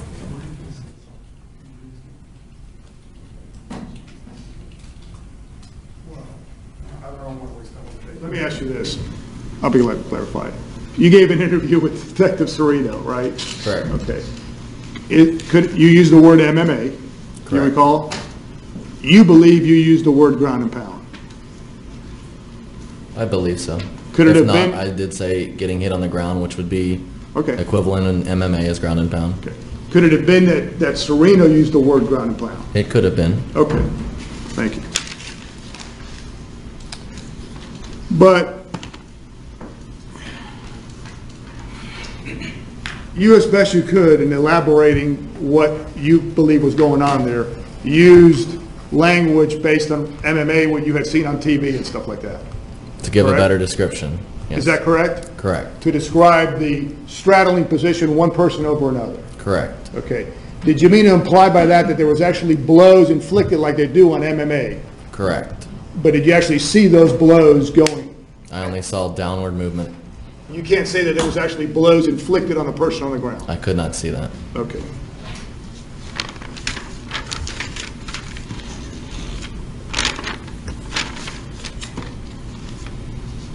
You also were asked about the one, two, or three times you heard the word help. You believe it was the person on the bottom. Is that correct? I believe You're it not was. 100% sure, but you believe just because of, you believe that the person on the bottom would be the one yelling for help. Correct. Is that what your conclusion or common sense or assumptions is based on? And that's when I first saw the person on the bottom, yes. Okay. Now, and you said also, because I think if you felt the person on the top was yelling for help, that it would not have been able, you would not have come towards you. In other words, the voice would not have carried towards where you are, correct? Yes. Okay. So could it be that the person on top was yelling help, and since he was face up, face down, it would have been towards the ground and not you? I would object on speculation. If you can testify as to what he has actually seen. I didn't see anyone's mouth moving, so no, I can't confirm that. You can't say that the person on the top was yelling for help, but his voice would have gone into the ground and you would not have been able to hear that. You can't say he wasn't yelling for help. Well, that would have sounded muffled, I would think. But did you hear that? I didn't hear a muffled help. No. Okay. And you never saw the person on the bottom's hands in terms of whether he had a gun or not at that time? You couldn't No. say? You couldn't say one way or the other, correct? No.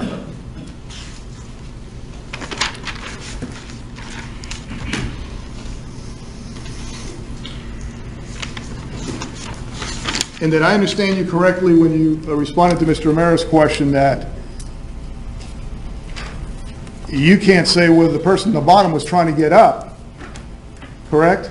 You can't say whether he was or not. He may have been. You don't know. I stated the person on the bottom was probably trying to get up, but I couldn't confirm that. But anyone on the bottom, I would think, would be trying to get up. Just from common sense? Correct. Correct? Correct.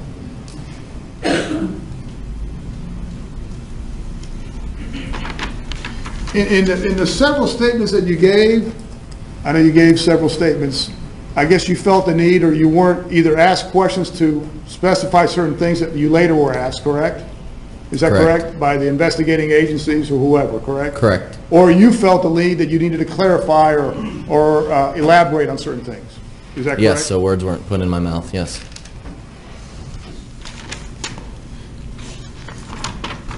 Does that mean that you were lying originally with what you said to the final statements that you gave? Can you repeat that? Does that mean that when you had to clarify or elaborate from the original statement you gave to the final statements that you gave, that you were lying originally? Lying? Yeah, does that mean that originally you were lying? No. Because you didn't clarify or you didn't elaborate, does that mean that originally you were lying because you weren't asked a certain question? No, it was just the question was omitted. The question was never never asked. asked of you? Correct.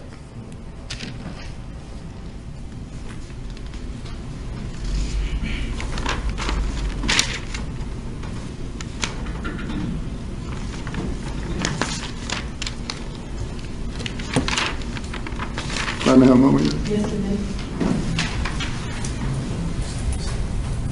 State's Exhibit 77.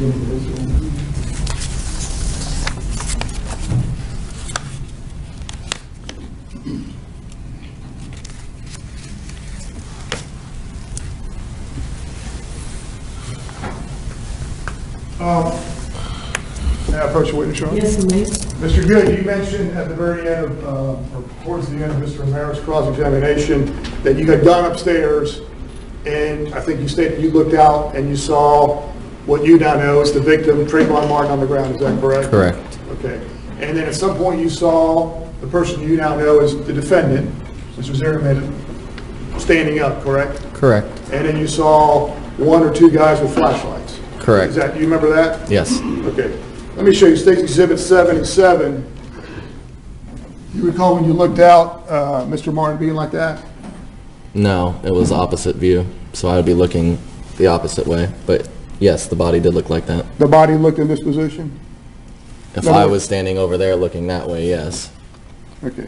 My point is, the body was face down. Face down, yes. Your Honor, may I publish that to the jury? Yes, you may.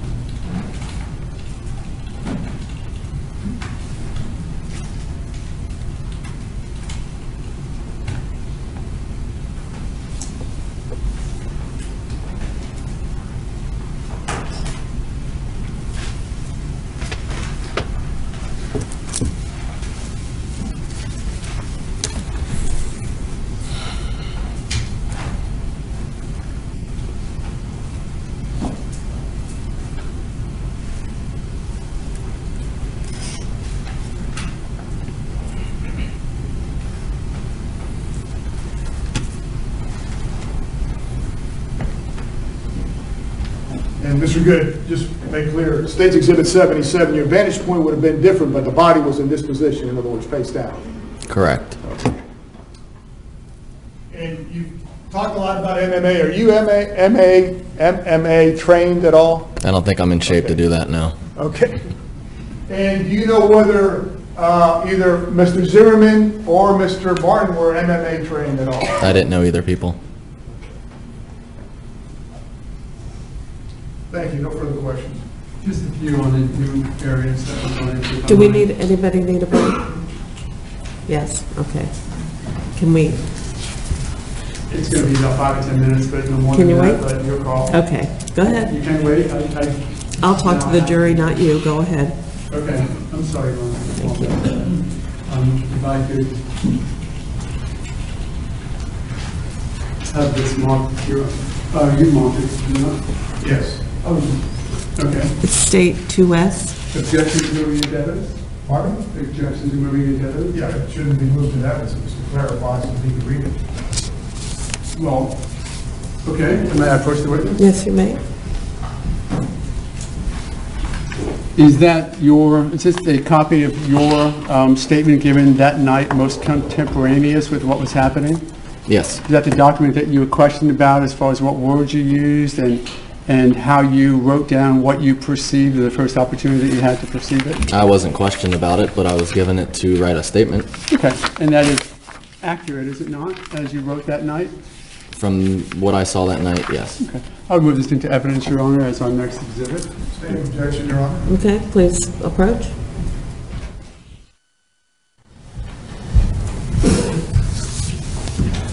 Sorry, Mr. Good, for the delay. The statement that you gave to Chris Serino, the Chief Investigator Serino on this case, that was correct as best you could remember the incident the way you viewed it, right? Correct. Now, as you went along the way, I think you gave 4 or 5 statements altogether, right?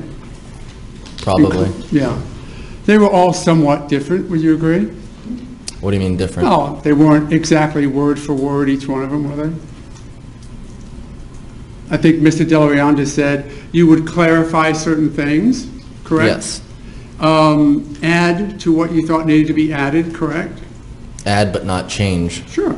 You would, if questions were asked of you, that would prompt you to tell more information about a subject that you may not have told before, correct? Correct. Matter of fact, we talked about this statement, not to show it to you to read, but just for the size of it. It was only half a page written, correct? Correct. And then you had a statement with Serino that was a page and Chris Serino, investigator, that was page and a half, correct? It was actually I think it was audio. telephone and it was transcribed. Then you had another one with FDLE that was much longer, correct? Correct. And all of those statements included some facts that were added to one or just not added to the other, correct? Just because of the way the questions were being asked? I don't know about facts, but Okay. they needed more clarification. Sure. And then, of course, we took your deposition, and I think that was 50 pages or so, correct? Correct. And again, we asked you questions, and you just answer the questions as best you can. Correct. And Mr. Delarianda wanted to make sure that the jury understands that just the fact that you have statement 1, statement 2, statement 3, and statement 4 that are not all exactly the same. You weren't lying, were you? No, Okay. You were just answering the questions that were being asked, right? correct. Some had more than the other ones, yes. As best you could remember of that event back then, correct? Correct. And you even said that the adrenaline was flowing, wasn't it? Yes. It was an event where you sort of hyper-focused on what was happening once you realized it was serious? For a few seconds and turned and went back inside, yes. Sure. Called 911, not something you do every day, right? Well, after that, yes, but yeah. Okay. And it was really sort of a traumatic event for you to go through to see what you saw enough to call 911, wasn't it? It was enough for what I saw to call 911, yes. Okay. So as you recounted the story time and time and time again, things became more expanded as you were asked those questions? Yes, but I believe the groundwork stayed the same. Sure. The groundwork, that you saw two guys outside your house, one was on top beating the other one up. That pretty much stayed consistent, didn't it? Well, that I clarified that I could not actually see punches, but yes, it looked like, yes. Right. And the Back to guy my with the clarification. red, I'm sorry, I interrupted you. Back to clarifying, yes. Yeah. And the guy with the red was always on the bottom. Correct. That never changed. That did never it? changed. And just to clarify what was actually talked about with Chris Serino, Investigator Serino, during this, what we're going to call it for a moment, the ground and pound conversation. We have a rule called completeness. So what I want to do is put it in context for you and ask you if this is what you said to Chris Serino, okay? Yeah, I pretty much heard someone yelling outside. I wasn't sure if it was, a fight or something going wrong, so I opened my blinds and I see kind of like a person out there. I didn't know if it was a dog attack or something, so I opened my door. There was a black man with a black hoodie on top of the other, either a white guy or now I found out I think it was a Hispanic guy, with a red sweatshirt on the ground yelling out help. And then, I tried to tell them, get out of here. Stop or whatever. And then one guy on top in the black hoodie was pretty much just throwing down blows on the guy, kind of MMA style. Was that the context in which that happened? Yes. And then Investigator Serino said a word that I have, and the transcripts may differ, ground. Couldn't figure it. Maybe he said ground and pound. And then you said, yeah, like a ground and pound on the concrete at this point. So at this point, I told him I'm calling 911. Improper bolstering. I'm at the end of it. Is that? What, there's an objection, and the objection is? Hearsay and proper bolstering. I would suggest that Rule 108, which is the rule of completeness, suggests that since they brought in part of it, and I'm speaking, I apologize. The objection is to hearsay is overruled. Bolstering is not the right objection either, so that's overruled. Beyond the scope of cross-examinations to that point. Overruled on that objection also, go ahead. That's what you said, right? You're speaking about the whole thing, yes. Yeah, and that was the context in which the words ground and pound came out? Yes, for more clarification. Okay. And do you stand by that today, that what you saw was a ground and pound event? It looked like that position was a ground and pound type position, but I couldn't tell 100% that there was actually fists hitting faces. But you did see the guy on the top of the black hoodie pretty much just throwing down blows on the guy kind of MMA style. Meaning arm motion going down towards the person on the bottom, correct? Chris, you're not going to tell the jury here today that you saw a fist hit flesh on face if you didn't actually see it, right? I wouldn't tell them that anyways because I didn't see it. Great. Thanks very much. No further questions, Your Honor. Redirect? Not to elaborate, but the thing that Mr. Romero, that document or the transcript of it, the bottom line, you needed to clarify it after that to make sure that everybody understood that you did not hear or see fist, the guy on top hitting the guy on the bottom. Is that correct? Both sides made me clarify. Is that correct? Correct. You did not see blows on the guy on the bottom, correct? Correct. Thank you. No further questions. Thank you. May Mr. Griffin be excused? Yes, Your Honor. Thank you very much. You are Actually, Your Honor, he is under subpoena for today. If I might, with this hour, I would like him to stay so that I can talk to him at lunch. Okay. You're excused from the courtroom, but if you'll please remain outside in one of the witness rooms so counsel can speak with you. Okay, thank you. Do we know if their lunch is here? Okay. I'm hesitant to take a break and then send you to lunch, so and I don't want to start a new witness. No, so I was going to send you back there, but you'll have to wait till your lunch gets here. It'll be a very short period of time. So I don't know. The lunch would be here at noon. We'll be in recess till 1 o'clock. Because I don't think your lunch will be here till noon. So ladies and gentlemen, over the lunch recess, you're not to discuss the case amongst yourselves or with anybody else. You're not to read or listen to any radio, television, or newspaper reports about the case. You're not to get on the internet by using any type of electronic device to do independent research about the case, people, places, things, or terminology. And finally, you're not to read or create any emails, text messages, Twitters, tweets, or blogs, or text messaging about the case. Do I have your assurances you'll abide by these instructions? Okay, and with that, if you'll please put your notepads face down on the chair and follow Corporal Dennis outside the courtroom.